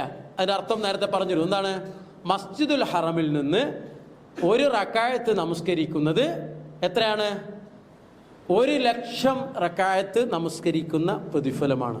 ചിലപ്പോൾ ഒരു ഉംറ യാത്രയിൽ നമ്മുടെ ആയുസ് മുഴുവൻ ഇബാദത്തെടുത്ത കൂലിയാണ് ഒരു ഉംറ യാത്രയിൽ നമുക്ക് ലഭിക്കുക. ഒരു ആയുസ് മുഴുവൻ മാത്രമല്ല, ഒരു ആയുസ് മുഴുവൻ ഇബാദത്തെടുത്താലും ലഭിക്കാത്ത പ്രതിഫലമാണ് 13 ദിവസമോ 14 ദിവസമോ 15 ദിവസമോ നമ്മൾ ചിലവഴിക്കുമ്പോൾ ലഭിക്കുക. അപ്പോൾ ഹറമിൽ നിന്ന് ഒരു സുന്നത്ത് നിസ്കരിച്ചാൽ കിട്ടുന്ന പ്രതിഫലമാണ് അല്ലേ. അപ്പോൾ നമ്മൾ എന്തെല്ലാം നമസ്കരിക്കും? ഹറമിൽ കയറിയ ഉടനെ തഹിയ്യത്ത് നമസ്കരിക്കും. പിന്നെ ഫർദ് നമസ്കാരത്തിന് മുമ്പ് റവാത്തിബ് സുന്നത്തുണ്ട്. പിന്നെ നമ്മൾ ഫർദ് നമസ്കരിക്കും. അതിനുശേഷം റവാത്തിബ് സുന്നത്തുകളുള്ള നമസ്കാരമുണ്ട്. അതിനുശേഷം ജനാസ നമസ്കാരമുണ്ട്. ളുഹ നമസ്കരിക്കാം അല്ലേ. ഇങ്ങനെ അല്ലേ തഹജ്ജുദ് നമസ്കരിക്കാം. ഇങ്ങനെ നമസ്കാരങ്ങൾ ഒരുപാടുണ്ട്. നമ്മൾ സാധാരണ ഒരു മുസ്ലിം എന്നുള്ള നിലക്ക് നാട്ടിൽ നിന്ന് പലപ്പോഴും 5 നേരം നമസ്കാരത്തിൽ നമ്മുടെ നമസ്കാരവും ആരാധനയൊക്കെ പരിമിതപ്പെടും. വളരെ അപൂർവ ആളുകളെ അധികരിപ്പിക്കുന്നവരുണ്ടാവും പല കാരണങ്ങളാലാണ്. പക്ഷെ ഹറമിൽ പോയി ഒരു സമയത്തുമില്ല. അതാണ് നമ്മുടെ ഹാജിമാരുടെ റൂം എപ്പോഴും അടഞ്ഞു കിടക്കുന്നതാണ് കാണുക. KNM ഗ്രൂപ്പിൽ പോയ ആളുകൾ ഞാൻ പല റൂമിൻ്റെ അടുത്ത് ഇങ്ങനെ പോയി നോക്കാറുണ്ട്. എന്തിനാന്ന് പറഞ്ഞാൽ നമ്മളെ ഹാജിമാർ എവിടെയാണുള്ളത് എന്താണ്. പല ആളുകളും 2:30ക്കും 3 മണിക്കുമൊക്കെ അൽഹംദുലില്ലാ ഈ സുജൂദ് ചെയ്യാൻ, തഹജ്ജുദ് നമസ്കരിക്കാൻ ഹറമിൻ്റെ കൂലി മനസ്സിലാക്കി പോകുന്നു. എന്തുകൊണ്ടാണ്? വസലാത്തു ഫീൽ മസ്ജിദിൽ ഹറാം അഫ്ളലു മിൻ മിഅത്തിൽ അൽഫ്. 1000 അല്ലേ. 100,000 എന്ന് പറഞ്ഞാൽ 1,00,000 അതാണ് ഹദീസിൽ കൊടുത്തത്. ഇൻഷാ അല്ലാഹു സുബ്ഹാനഹു വ തആല നമുക്ക് അങ്ങനെ നമസ്കരിക്കാനുള്ള ആഫിയത്തും സന്ദർഭവും റബ്ബ് നൽകി അനുഗ്രഹിക്കുമാറാവട്ടെ. അപ്പോൾ ഈ ഹദീസിന്റെ പ്രാധാന്യം മനസ്സിലാക്കിയല്ലോ. അപ്പോൾ ഒരു വക്ത് പോലും നമ്മൾ ഒഴിവാക്കില്ല. ഇതിന്റെ പ്രാധാന്യം. ഇനി ബാബു സ്വലാം ബിസ്മില്ലാഹി വസ്സലാത്തു അലാ റസൂലില്ലാഹി അല്ലാഹുമ്മ ഫ്തഹ് ലി അബ്വാബൻ റഹ്മതിക. നമ്മൾ സാധാരണ പള്ളിയിലേക്ക് കയറുമ്പോൾ ഈ ദുആ പ്രാർത്ഥിക്കണം. എല്ലാ പള്ളിയിലേക്ക് കയറുമ്പോൾ ഈ പ്രാർത്ഥനയാണ്. നമ്മളെല്ലാ പള്ളിയുടെ മുമ്പിൽ ഈ ബോർഡുകൾ നിങ്ങൾക്ക് കാണാം. അപ്പോൾ മസ്ജിദുൽ ഹറമിലേക്ക് നമ്മൾ പ്രവേശിക്കുമ്പോൾ നമ്മൾ ബാബുസലാം പിന്നെ എപ്പോഴും ബാബുസലാമിലൂടെ പ്രവേശിക്കാൻ കഴിഞ്ഞോളുന്നില്ല. അവിടെ ഒരു കൺസ്ട്രക്ഷൻ വർക്കും കാര്യങ്ങളൊക്കെ നടക്കുന്നത് കൊണ്ട് തന്നെ ആ സമയത്ത് ഏത് ബാബുകളാണ് അവിടുത്തെ ഉദ്യോഗസ്ഥന്മാർ തുറന്നു വെക്കുന്നത് ആ ബാബിലൂടെയാണ് ഹാജിമാരെ കടത്തിവിടുക. അപ്പോൾ അങ്ങനെ കടത്തിവിടുന്ന വാതിലിലൂടെ നമ്മൾ പ്രവേശിച്ചാണ് നമ്മൾ മക്കയുടെ കഅബയുടെ അടുത്തേക്ക്, കഅബയുടെ പരിസരത്തേക്ക്, മത്താഫിലേക്ക് നമ്മൾ പ്രവേശിക്കുക. ഈ ദുആയും കൂടി നമുക്ക് ചൊല്ലാം. അഊദു ബില്ലാഹിൽ അളീം വഅജിൽ കരീം വസുൽത്താനിൽ ഖദീം മിനശ് ശൈത്വാനിർ റജീം. ഇൻഷാ അല്ലാഹ് ആ പ്രാർത്ഥനയും കൂടി നമ്മുടെ ബുക്കിൽ അതുണ്ട്. നിങ്ങൾക്കത് അതുകൂടി പഠിച്ചു വെച്ചേ. നേരത്തെ മുകളിലുള്ള ദുആ നിങ്ങൾക്ക് അറിയുന്നതായിരിക്കും. അല്ലാഹുമ്മ ഫ്തഹ് ലി അബ്വാബൻ റഹ്മതിക. അല്ലാഹുവേ നിന്റെ അനുഗ്രഹത്തിൻ്റെ കവാടം എനിക്ക് നീ തുറന്ന് തരണമേ എന്നാണ് നമ്മൾ പ്രാർത്ഥിക്കുന്നത്. നമ്മൾ വലത് കാല് വെച്ച് നമ്മൾ പള്ളിയിലേക്ക് കയറുന്നു. ഇൻഷാ അല്ലാഹ് നമ്മൾ ഹറമിലേക്ക് കയറുകയാണ്. ഇത് കഅബയാണ്. കഅബയുടെ പവിത്രതയും കാര്യങ്ങളൊക്കെ നമുക്കറിയാം അല്ലേ. ഇന്ന അവ്വലുൽ ബൈത്ത്, ആദ്യത്തെ അല്ലേ അള്ളാഹുവിനെ ആരാധിക്കാൻ വേണ്ടി ഭൂമിയിൽ നിർമ്മിച്ച ഭവനം, ആരാധനയ്ക്ക് വേണ്ടി അല്ലേ കഅബ. ഇന്ന അവ്വലുൽ ബൈത്തി ഉദിഅ ലിന്നാസി ലില്ലദി ബിബക്കത മുബാറക വഹുദൽ ലിൽ ആലമീൻ അല്ലേ. ജനങ്ങൾക്ക് സന്മാർഗദർശനമായി. ആലമീൻ എന്ന് പറഞ്ഞാൽ ലോകർക്ക് മുഴുവൻ എന്നാണ്. ഏതെങ്കിലും ഒരു വിഭാഗം, ഏതെങ്കിലും ഒരു പ്രദേശത്തുള്ള, രാജ്യത്തുള്ള, അല്ലെങ്കിൽ സൗദി അറേബ്യയിലുള്ള ആളുകൾക്ക് മാത്രമൊന്നുമല്ല. ആലമീൻ, ആലം എന്ന് പറഞ്ഞാൽ മുഴുവൻ ആളുകൾക്കും. നമ്മൾ മരണപ്പെട്ടു പോയവർ അത് ഉപയോഗപ്പെടുത്തി. ഇന്ന് ജീവിച്ചിരിക്കുന്ന നമ്മൾ ഇൻഷാ അല്ലാഹ് നമ്മളത് ഉപയോഗപ്പെടുത്താൻ പോവുകയാണ്. ഇനി ജനിക്കാനുള്ള മക്കൾ, ഇനിയുള്ള തലമുറ, ഇനിയുള്ള ജനറേഷൻ, അവർക്ക് കൂടി ഉപകാരപ്പെടുന്ന രൂപത്തിലാണ് അള്ളാഹു ഈ ഭവനത്തെ മഹാനായ ഇബ്രാഹിം നബി അലൈഹി സ്വലാത്തു വസ്സലാമിനെ കൊണ്ട് അള്ളാഹു നിർമ്മിച്ച് വെപ്പിച്ചിട്ടുള്ളത്. എന്തായാലും ആ കഅബയിലേക്കാണ് നമ്മൾ പോകുന്നത്. ആംഗിള് നിങ്ങൾക്ക് കാണാം. ഹജ്റു ഇസ്മായിൽ, ഇത് മത്താഫിൻ്റെ അടുത്ത് ഒരു വട്ടത്തിലൊരു സ്ഥലം കാണാം. അതിലൂടെ നമ്മൾ തവാഫ് ചെയ്യൂല. ഹജ്റു ഇസ്മായിൽ അത് കഅബയുടെ ഭാഗമാണ്, ഉൾവശം എന്നാണ്. കഅബയുടെ ഭാഗമായിട്ടാണ് അത് പറയപ്പെടുന്നത് ആ സ്ഥലം. അതുകൊണ്ട് തന്നെ നമ്മൾ തവാഫ് ചെയ്യുമ്പോൾ അതിൻ്റെ പുറത്തു കൂടിയാണ് പോവുക. നിങ്ങൾ കാണുന്നില്ല അവിടെ ഒരു വട്ടത്തിൽ കാണുന്നില്ല, ആംഗിൾ കൊടുത്താണ്. ഹജ്റു ഇസ്മായിൽ അവിടെ ആംഗിൾ കൊടുത്തിട്ടുണ്ട്, ആരോ മാർക്ക് കൊടുത്തിട്ടുണ്ട്. മത്താഫ് എന്ന് പറഞ്ഞാൽ തവാഫ് ചെയ്യുന്ന സ്ഥലത്തിനാണ് മത്താഫ് എന്ന് പറയാം. നിങ്ങൾ മത്താഫിൽ ഇറങ്ങിയോ, നിങ്ങൾ മത്താഫിലേക്ക് പോയോ, നിങ്ങൾ മത്താഫിലാണോ ഇപ്പോൾ ഉള്ളത് എന്നൊക്കെ നമ്മളോട് ഒരാൾ ചോദിച്ചാൽ നിങ്ങൾ തവാഫിലെ കഅബയുടെ പരിസരത്ത് ആ വലയം വെക്കുന്ന സ്ഥലത്താണോ നിങ്ങളുള്ളതെന്നാ ചോദ്യം. ഇപ്പം മത്താഫ് എന്ന് പറഞ്ഞാൽ തവാഫ് ചെയ്യുന്ന സ്ഥലത്തിനാണ് അല്ലേ. 7 തവണയാണ് നമ്മൾ കഅബയെ എന്ത് ചെയ്യേണ്ടത്, വലം വെക്കേണ്ടത്. ഓക്കെ, 4 മൂലകളാണ് കഅബക്കുള്ളത്. 4 പ്രധാനപ്പെട്ട മൂലകളാണ്. സ്ക്വയർ ആയതുകൊണ്ട് നമുക്കറിയാലോ 4 മൂലകളാണ്. ഇത് 4 മൂലയ്ക്കും 4 പേരുണ്ട്. റുക്ന് എന്ന് പറഞ്ഞാൽ സ്തംഭം അല്ലെങ്കിൽ ഒരു മൂല എന്നുള്ള അർത്ഥമാണ്. റുക്നുൽ യമാൻ, യമനിലേക്ക് തിരിഞ്ഞു നിൽക്കുന്ന ഒരു ഭാഗമാണത്. അത് അത്ര മനസ്സിലാക്കി നമ്മൾ അല്ലേ. പിന്നെ റുക്കുനു ഷ്യാമുണ്ട്, ഓരോന്ന് അങ്ങനെ ആംഗിള് ഇങ്ങനെ കൊടുക്കുന്നുണ്ട്.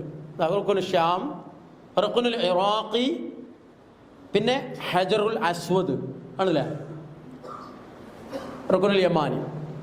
ഇത് ഹജറുൽ അസ്വദിൻ്റെ ഭാഗത പ്രത്യേകം താഴെ കൊടുത്തുക. ഹജറുൽ അസ്വദിൻ്റെ നേരെ മുമ്പിലുള്ള അതിനാണ് പറയുക റുക്കുനുൽ യമാനി. അത് വളരെ പ്രധാനപ്പെട്ട 4 ഭാഗങ്ങളാണ് അവിടെ ആംഗിളിൽ കാണിച്ചിട്ടുള്ളത്. മനസ്സിലായല്ലോ? ഹജറുൽ അസ്വദ് അല്ലേ, ഹജറുൽ അസ്വദ് ഇൻഷാ അല്ലാഹ് നമുക്ക് അവിടുത്തെ തിരക്കും കാര്യങ്ങളൊക്കെ നിങ്ങൾക്ക് അറിയാലോ, ഹജ്ജിനും ഉംറയ്ക്കൊക്കെ പോയ ആളുകൾക്കറിയാം. അള്ളാഹുവിൻ്റെ തൗഫീഖ് ഉണ്ടെങ്കിൽ ഇൻഷാ അല്ലാഹ് നമുക്കത് മുത്താം. അള്ളാഹു അനുഗ്രഹിക്കുമാറാവട്ടെ ഇൻഷാ അല്ലാഹ്. ഹജറുൽ അസ്വദിൻ്റെ അതിൻ്റെ പ്രത്യേകതയും കാര്യങ്ങളാണ് അവിടെ കൊടുത്തിട്ടുള്ളത്. ആ ഹദീസാണ് അവിടെ കൊടുത്തിട്ടുള്ളത്. സ്വർഗത്തിൽ നിന്ന് കൊണ്ടുവരപ്പെട്ട അല്ലേ കല്ലാണ് ഹജറുൽ അസ്വദ്. ഹജർ എന്ന് പറഞ്ഞാൽ കല്ല്, അസ്വദ് എന്ന് പറഞ്ഞാൽ കറുത്തത് എന്നുള്ള അർത്ഥമാണ്, കറുപ്പ്. അപ്പോൾ അതിന് കറുപ്പ് നിറം, ചെറിയ പൊട്ടുകളായിട്ടാണ് ഇപ്പോൾ ഹജറുൽ അസ്വദ് ഉള്ളത്. അത് കല്ലായിട്ടില്ല, ഒരു മെഴുകു പോലത്തെ ഒരു പ്രത്യേക ദ്രാവകത്തിൽ ചെറിയ പൊട്ടുകൾ പോലെ ഉള്ളൂ ഇപ്പോൾ ആ കല്ല്. ആ സ്പേസിൽ അതിപ്പോൾ വെച്ചിരിക്കുകയാണ്. അപ്പോൾ അതിനുള്ളിൽ നിങ്ങൾക്ക് കാണാം. ഇതിനുള്ളിൽ ഇൻഷാ അല്ലാഹ് ഹജറുൽ അസ്വദ് മുത്തിയ ആളുകൾക്ക് നമ്മുടെ സദസ്സിൽ ഉണ്ടാവാം ചിലപ്പോൾ. ഇനി കഅബയുടെ വാതിലാണ് മുൽത്തസം. ഇത് ഇവിടുന്ന് അല്ലാഹു സുബ്ഹാനഹു വ തആല പ്രാർത്ഥനയ്ക്ക് പ്രത്യേകം ഉത്തരം കിട്ടുന്ന സ്ഥലം. നിങ്ങൾ പ്രത്യേകം ശ്രദ്ധിക്കണം, നമ്മൾ പോകുന്നത് കഅബ കണ്ട് ആസ്വദിക്കാനല്ല.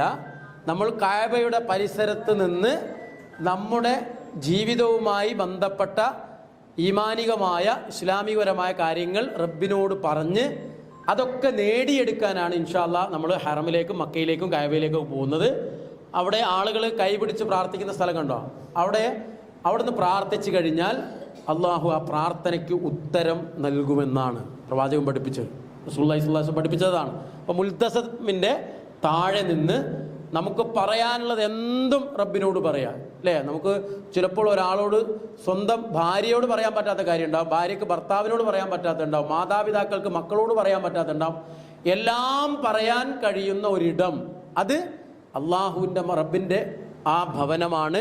ആ ഭവനത്തിൽ വെച്ച് ആരോട് പറയാം നമുക്ക്, റബ്ബേ നീ പുറത്തു തരണേ, എന്തെങ്കിലുമൊക്കെ പാപങ്ങളൊക്കെ നമുക്ക് ചെയ്തു പോയിട്ടുണ്ടെങ്കിൽ പുറത്തു തരികയും നരകമോചനത്തിന് വേണ്ടി നിങ്ങളെല്ലാവരും അവിടെ നിന്ന് പ്രാർത്ഥിക്കുകയും സ്വർഗത്തിലെത്താൻ വേണ്ടി അതിയായി ആഗ്രഹിച്ച് എല്ലാവരും ദുആ ചെയ്യുകയും വേണമെന്നാണ് സൂചിപ്പിക്കുന്നത്. ഇപ്പോൾ ഈ പ്രധാനപ്പെട്ട സ്ഥലങ്ങളൊക്കെ കാണണം. സൂം ചെയ്ത് വരുന്ന ഭാഗം എന്താണ്, മഖാമു ഇബ്രാഹിം. മഖാമു ഇബ്രാഹിം, നമ്മുടെ നാട്ടിൽ മഖാമ് എന്ന് പറയുമ്പോൾ തെറ്റിദ്ധരിക്കപ്പെട്ടൊരു പദമാണ്. പക്ഷെ മഖാം എന്ന് പറഞ്ഞാൽ നിന്ന ഇടം എന്നേ അതിനർത്ഥമുള്ളൂ, നിന്ന ഇടം. ഇബ്രാഹിം നബി അലൈഹി സ്വലാത്തു വസ്സലാമും അല്ലെ ഇസ്മായിൽ നബിയും കൂടി നിന്ന് കഅബ നിർമ്മിക്കുന്ന സമയത്ത് അല്ലെ കയറി നിന്ന കല്ലും അതുമായി ബന്ധപ്പെട്ട ചരിത്രപരമായ കാര്യങ്ങളൊക്കെ ഉള്ള ആ ഏരിയ, ആ സ്ഥലം. അപ്പോൾ അവിടെ നിങ്ങൾക്ക് ഇതിൻ്റെ ഉള്ളിൽ കൂടി നോക്കിയാൽ നിങ്ങൾക്ക് ആ കല്ലും കാര്യങ്ങളൊക്കെ കാണാൻ കഴിയും. ആ മഖാമു ഇബ്രാഹിമാണ് അവിടെ ആ റൗണ്ടിൽ മാർക്ക് ചെയ്തിട്ടുള്ളത്. നമ്മുടെ ഉംറ കഴിഞ്ഞാൽ ഇൻഷാ അല്ലാഹ്, ഉംറ കഴിഞ്ഞാലല്ല തവാഫ് കഴിഞ്ഞാൽ നമ്മൾ ആ മഖാമു ഇബ്രാഹിമിൻ്റെ പിന്നിൽ നിന്ന് 2 റക്അത്ത് നമസ്കരിക്കണം. നമുക്ക് ഉംറയിൽ ആകെയുള്ള ഉംറ കർമ്മത്തിലുള്ള 2 റക്അത്ത് നിസ്കാരമാണ്. അത് എവിടെ മാത്രമേ ഉള്ളൂ, മഖാമു ഇബ്രാഹിമിൽ. പക്ഷേ നിങ്ങൾക്ക് കാണാം, ഞാൻ കാണിച്ചു തരും, സഫയിലും മർവയിലുമൊക്കെ ആ തിരക്കിനിടയിൽ ആളുകളുടെ കാലിൻ്റെ ഇടയിലൊക്കെ പോയിട്ട് സുജൂദ് ചെയ്ത് നിസ്കരിക്കുന്ന ആളുകളൊക്കെ നിങ്ങൾക്ക് കാണാൻ കഴിയും. അന്നേരം നമ്മൾ ചിന്തിച്ചു പോവും, നമ്മൾ അമീർ അതൊന്നും പറഞ്ഞെന്നില്ലല്ലോ എന്ന് ചിന്തിച്ചു പോവും. പ്രവാചകൻ അത് പഠിപ്പിക്കാത്തത് കൊണ്ടാണ് നിങ്ങളെ അത് പഠിപ്പിക്കാത്തത്. സഫയിലോ മർവയിലോ പ്രത്യേകമായി ഒരു 2 റക്അത്ത് സുന്നത്ത് നമസ്കാരം റസൂലുള്ളാ പഠിപ്പിച്ചിട്ടില്ല. പക്ഷേ അവിടെ വരുന്ന ആയിരക്കണക്കിന് ആളുകൾ അത് ചെയ്യുന്നതായി കാണാം. ഒരു കർമ്മം ഒരുപാട് ആളുകൾ ചെയ്യുന്നു എന്നുള്ളതല്ല ഒരു മുസ്ലിമിനെ സംബന്ധിച്ചിടത്തോളം തെളിവ്. അത് മഹാനായ റസൂലുള്ളാഹി സ്വല്ലല്ലാഹു അലൈഹി വസല്ലമയുടെ ചര്യയിൽ സുന്നത്തിൽ സ്ഥിരപ്പെട്ടതാണോ അല്ലേ എന്നുള്ളതാണ് നമ്മളെ സംബന്ധിച്ചിടത്തോളം ചോദ്യചിഹ്നം. ഇൻഷാ അല്ലാഹ് റുക്കുനുകളും വാജിബാത്തുകളുമാണ് ഉംറയുമായി ബന്ധപ്പെട്ട കാര്യത്തിലുള്ള പ്രധാനപ്പെട്ട നമ്മൾ ശ്രദ്ധിക്കേണ്ട കാര്യങ്ങൾ.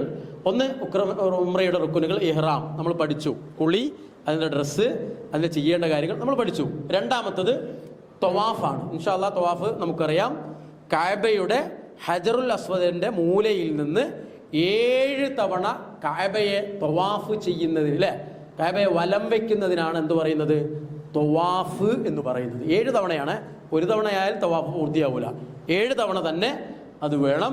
പിന്നെയുള്ളത് സഅയാണ്. അപ്പോൾ ഉംറയുടെ പ്രധാനപ്പെട്ട 3 കാര്യങ്ങൾ: 1 ഇഹ്റാം, 2 തവാഫ്, 3 സഅയ്. സഅയ് എന്ന് പറഞ്ഞാൽ സഫയുടെയും മർവയുടെയും ഇടയിൽ ഉള്ള നടത്തം. അതിനിടയിൽ ചെറിയ ഓട്ടമുണ്ട്. ആ ഓടേണ്ട സ്ഥലത്ത് ഇൻഷാ അല്ലാഹ് നിങ്ങൾക്ക് സ്ക്രീനിൽ കാണിച്ചു തരും എവിടെയാണ് ഓടേണ്ടതെന്ന്.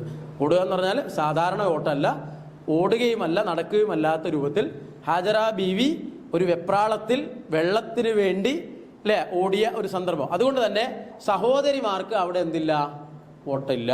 പുരുഷന്മാർക്ക് മാത്രമേ അവിടെ ഓട്ടുള്ളൂ. സ്ത്രീകളെ റസൂലുള്ളാഹി പരിഗണിച്ചു. സ്ത്രീകൾക്ക് എല്ലാവർക്കും വേണ്ടി ആരോടിക്കഴിഞ്ഞു, ഹാജറ ബീവി ഓടിക്കഴിഞ്ഞു. ഇനി നമ്മളാണ് ഓടേണ്ടവർ ഇൻഷാ അല്ലാഹ്. ഇനി ഉംറയുടെ വാജിബാത്തുകളാണ്. ഇഹ്റാം എവിടെ വെച്ച് മാത്രമാണ്, മീഖാത്തിൽ വെച്ചായിരിക്കണം. പിന്നെ മുടി എടുക്കൽ.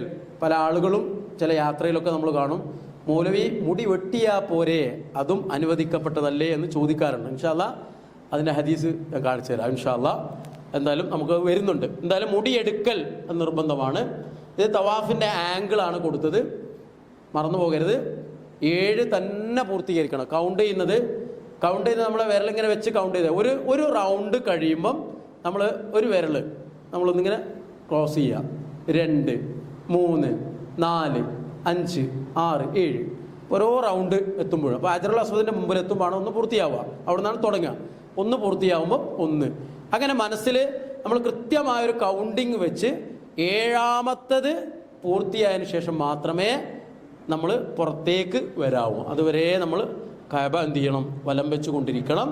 വുളു ഉണ്ടായിരിക്കണം. നേരത്തെ പറഞ്ഞല്ലോ, ഉംറയുടെ വിഷയത്തിൽ നമുക്ക് 2 സന്ദർഭങ്ങളിലാണ് വുളു നിർബന്ധമായിട്ടുള്ളത്. ഒന്ന് ഇത് ചെയ്യുമ്പോഴും, രണ്ടാമത്തത് ഇബ്രാഹിം മഖാമിൻ്റെ അടുത്ത് നിന്ന് നമ്മൾ 2 റക്അത്ത് നിസ്കരിക്കുന്ന സമയത്തും.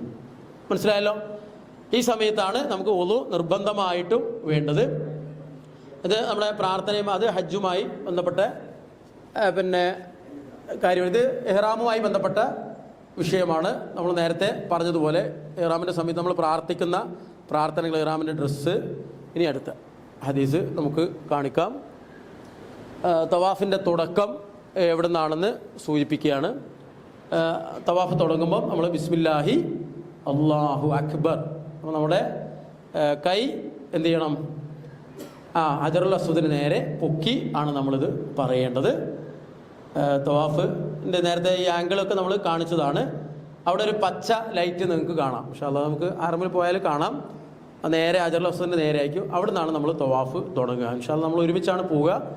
പിന്നെ നേരത്തെ പോയ ആളുകൾക്കൊക്കെ ആ സ്ഥലവും കാര്യങ്ങളൊക്കെ പരിചയമുണ്ടാകും. ഹജറുൽ അസ്വദ് നേരെ അവിടെ ഒരു പച്ച ലൈറ്റ് മുകളിൽ കാണിക്കുന്നത് കണ്ടോ, അത് നേരെ ഹറം മസ്ജിദിൻ്റെ മുകളിലെ ആ ഭാഗത്ത് 2ാം നിലയിൽ അവിടെ പച്ച ലൈറ്റ് ഉണ്ടാവും. അവിടെ നിന്നാണ് നമ്മൾ തവാഫ് ആരംഭിക്കുക.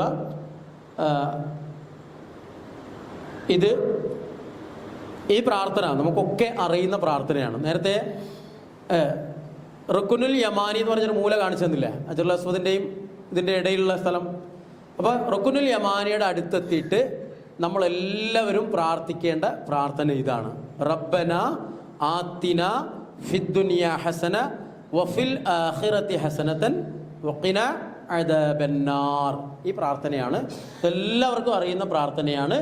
ഇത് ഓരോ റൗണ്ട് നമ്മൾ വരുമ്പോഴും റുക്കുനുൽ യമാനിൻ്റെയും ഹജറുൽ അസ്വദിൻ്റെ ഇടയിലെത്തുമ്പോൾ നമ്മൾ പ്രാർത്ഥിക്കണം. അത് മറന്നു പോകരുത്, അത് പ്രാർത്ഥിക്കണം. റബ്ബന ആത്തിന ഫിദ്ദുനിയ ഹസന വഫിൽ ആഖിറതി ഹസനതൻ വഖിന അദാബന്നാർ. ആ പ്രാർത്ഥനയാണ് ആ തവാഫിൻ്റെ ഇടയിൽ നമ്മൾ പഠിച്ചു വെക്കേണ്ട ഈ പ്രാർത്ഥന. ഓക്കെ, ഇൻഷാ അല്ലാഹ്. പിന്നെ അവിടെ കൊടുത്ത ബിസ്മില്ലാഹി അല്ലാഹു അക്ബർ എന്താണ്, ഹജറുൽ അസ്വദിൻ്റെ അടുത്ത് എത്തുമ്പോൾ നമ്മൾ പറയുന്നതാണ് തുടക്കത്തിൽ. അതൊക്കെ അതിൻ്റെ ആംഗിളാണ് കേട്ടോ, തവാഫിൻ്റെ ആംഗിളാണ്. ഇനി മഖാമു ഇബ്രാഹിം നേരത്തെ സൂചിപ്പിച്ചതുപോലെയുള്ള ഭാഗമാണ്. മഖാമു ഇബ്രാഹിം നമുക്ക് അവിടുന്ന് ചെയ്യാനുള്ളത് അവിടുന്ന് നമസ്കരിക്കുക എന്നുള്ളത്. അതിൻ്റെ പിറകിൽ നിന്ന് അതിങ്ങനെ തൊട്ടുമുത്തുന്നതും അത് കൈ ഉയിഞ്ഞ് ശരീരത്തിൽ ഇങ്ങനെ തടവുന്നതൊക്കെ ആയിട്ട് നമ്മൾ ശ്രദ്ധയിൽപ്പെടും.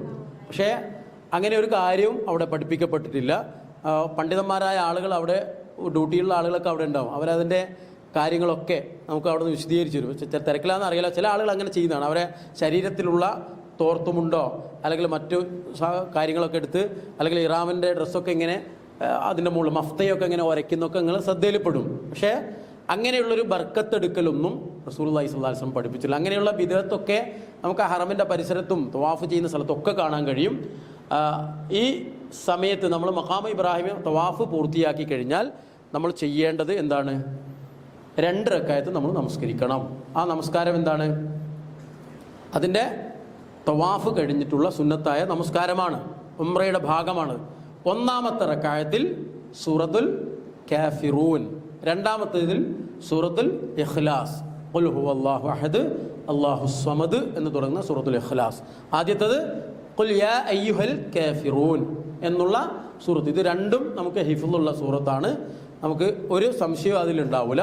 അതുകൊണ്ട് 1-ാമത്തെ റക്അത്തിൽ എല്ലാവരും ഖുൽ യാ അയ്യുഹൽ കാഫിറൂനും 2-ാമത്തേതിൽ ഖുൽ ഹുവല്ലാഹു അഹദും, ഇത് രണ്ടും നിങ്ങൾ പാരായണം ചെയ്ത് സലാം വീട്ടിക്കഴിഞ്ഞാൽ നമ്മൾ എന്ത് കഴിഞ്ഞു? തവാഫ് കഴിഞ്ഞു, നമസ്കാരവും കഴിഞ്ഞു. പിന്നെ നേരെ നമ്മൾ പോകുക സംസം വെള്ളം കുടിക്കാനാണ്. ഈ വെള്ളം കുടി ക്ഷീണത്തിൻ്റെ കുടിയല്ലേ. ഈ വെള്ളം കുടി എന്തല്ല, നമുക്ക് വെള്ളത്തിന് ദാഹിച്ചിട്ടുള്ള കുടിയല്ല. റസൂലുള്ളാഹി സ്വല്ലല്ലാഹു അലൈഹി വസല്ലം ഉംറ കർമ്മം നിർവഹിച്ച് തവാഫ് ചെയ്യുന്ന സമയത്തിൽ ഇബ്രാഹിം മഖാമിൻ്റെ അടുത്ത് നിന്ന് നമസ്കരിച്ച് സഅയ് ചെയ്യുന്നതിന് മുമ്പായി റസൂലുള്ളാഹി പറഞ്ഞു, നിങ്ങൾ വയറ് നിറയെ സംസം കുടിക്കണം, വയറ് നിറയെ സംസം കുടിക്കണം. അല്ലേ? അന്നനബി സ്വല്ലല്ലാഹു അലൈഹി വസല്ലം ഖാല ഫീൽ മാഉൽ സംസം ഇന്നഹാ മുബാരകതു ഇന്നഹാ തുആമും തുആമു. അല്ലേ? അത് നല്ലൊരു ഭക്ഷണമാണ്. നിങ്ങൾ ആഗ്രഹിക്കുന്നത് അള്ളാഹു, അല്ലേ, എന്ത് ആഗ്രഹത്തിലാണോ നിങ്ങൾ അത് കുടിക്കുന്നത് അത് അള്ളാഹു പൂർത്തീകരിച്ചു തരുമെന്നുള്ള ഹദീസുകൾ നമുക്ക് കാണാൻ കഴിയും. അപ്പോൾ നമ്മൾ ആ നിയ്യത്തോടു കൂടി ആ ഉംറ കർമ്മം നിർവഹിക്കുന്നതിനിടയിൽ തവാഫ് കഴിഞ്ഞ് മഖാമു ഇബ്രാഹിമിലെ നമസ്കാരം, പിന്നിലുള്ള നമസ്കാരം കഴിഞ്ഞ് നമ്മൾ ചെയ്യുന്നത് സംസം കുടിക്കുക. ഇൻഷാ അല്ലാഹ് നമ്മൾ സഫയിലേക്ക് പോകുന്ന ഭാഗത്ത് തന്നെ 1000കണക്കിന് ലിറ്റർ സംസം എല്ലാ ഹാജിമാർക്കും കുടിക്കാൻ സുലഭമായി അവിടെയുണ്ട്. ആ വാതിൽ കഴിഞ്ഞിട്ട് വേണം നമ്മൾ സഫയിലേക്ക് പോകാൻ. അപ്പോൾ വഴിയിൽ അതുണ്ട്. അത് കുടിച്ച് അവിടുന്ന് പ്രാർത്ഥനയൊക്കെ നിർവഹിച്ചിട്ട് വേണം ഇൻഷാ അല്ലാഹ് നമ്മൾ എങ്ങോട്ട് പോകേണ്ടത്. പിന്നീട് എല്ലാ വക്തിന് വരുമ്പോഴും നമുക്ക് സംസം കുടിക്കാം. പക്ഷേ ഈ സംസം നമ്മൾ കുടിക്കുന്നത് ഇതിൻ്റെ ഭാഗമാണ്, ഉംറയുടെ ഭാഗമായിട്ടുള്ള സംസം കുടിക്കലാണ്. പിന്നെ നമ്മൾ പോകുന്നത് ഉംറയുടെ അവസാനത്തെ കർമ്മത്തിലേക്കാണ്. അവസാനത്തെ കർമ്മം എന്താണ്? സഅയാണ്. സഅയ് ഇൻഷാ അല്ലാഹ് വലിയ ചരിത്രപരമായ ഒരു ദൗത്യം നിർവഹിക്കപ്പെട്ട, അല്ലെങ്കിൽ ഇസ്ലാമിക ചരിത്രത്തിൽ തന്നെ വലിയൊരു സംഭവം നടന്ന, അല്ലേ, സംസവുമായി ബന്ധപ്പെട്ട ഒരു കാര്യമുണ്ടായ ഒരു ഏരിയയാണ് സഫ. പല സന്ദർഭങ്ങളിലായി നബി സല്ലല്ലാഹു അലൈഹി വസല്ലമ മക്കയിലുള്ള ആളുകളെ അഭിസംബോധന ചെയ്യാൻ വേണ്ടി പ്രവാചകൻ കയറി നിന്ന് സഫയുടെ മുകളിലായിരുന്നു. പ്രവാചകൻ താക്കീത് ചെയ്ത സംഭവം, തൗഹീദുമായി ബന്ധപ്പെട്ട വിഷയം, മുശ്രിക്കുകളെയും അതുപോലെ തന്നെ പ്രവാചകന്റെ ബനൂ ഹാഷിം കുടുംബങ്ങളിലുള്ള പല വിഭാഗം ഗോത്രങ്ങളെയും ഒക്കെ നബി സല്ലല്ലാഹു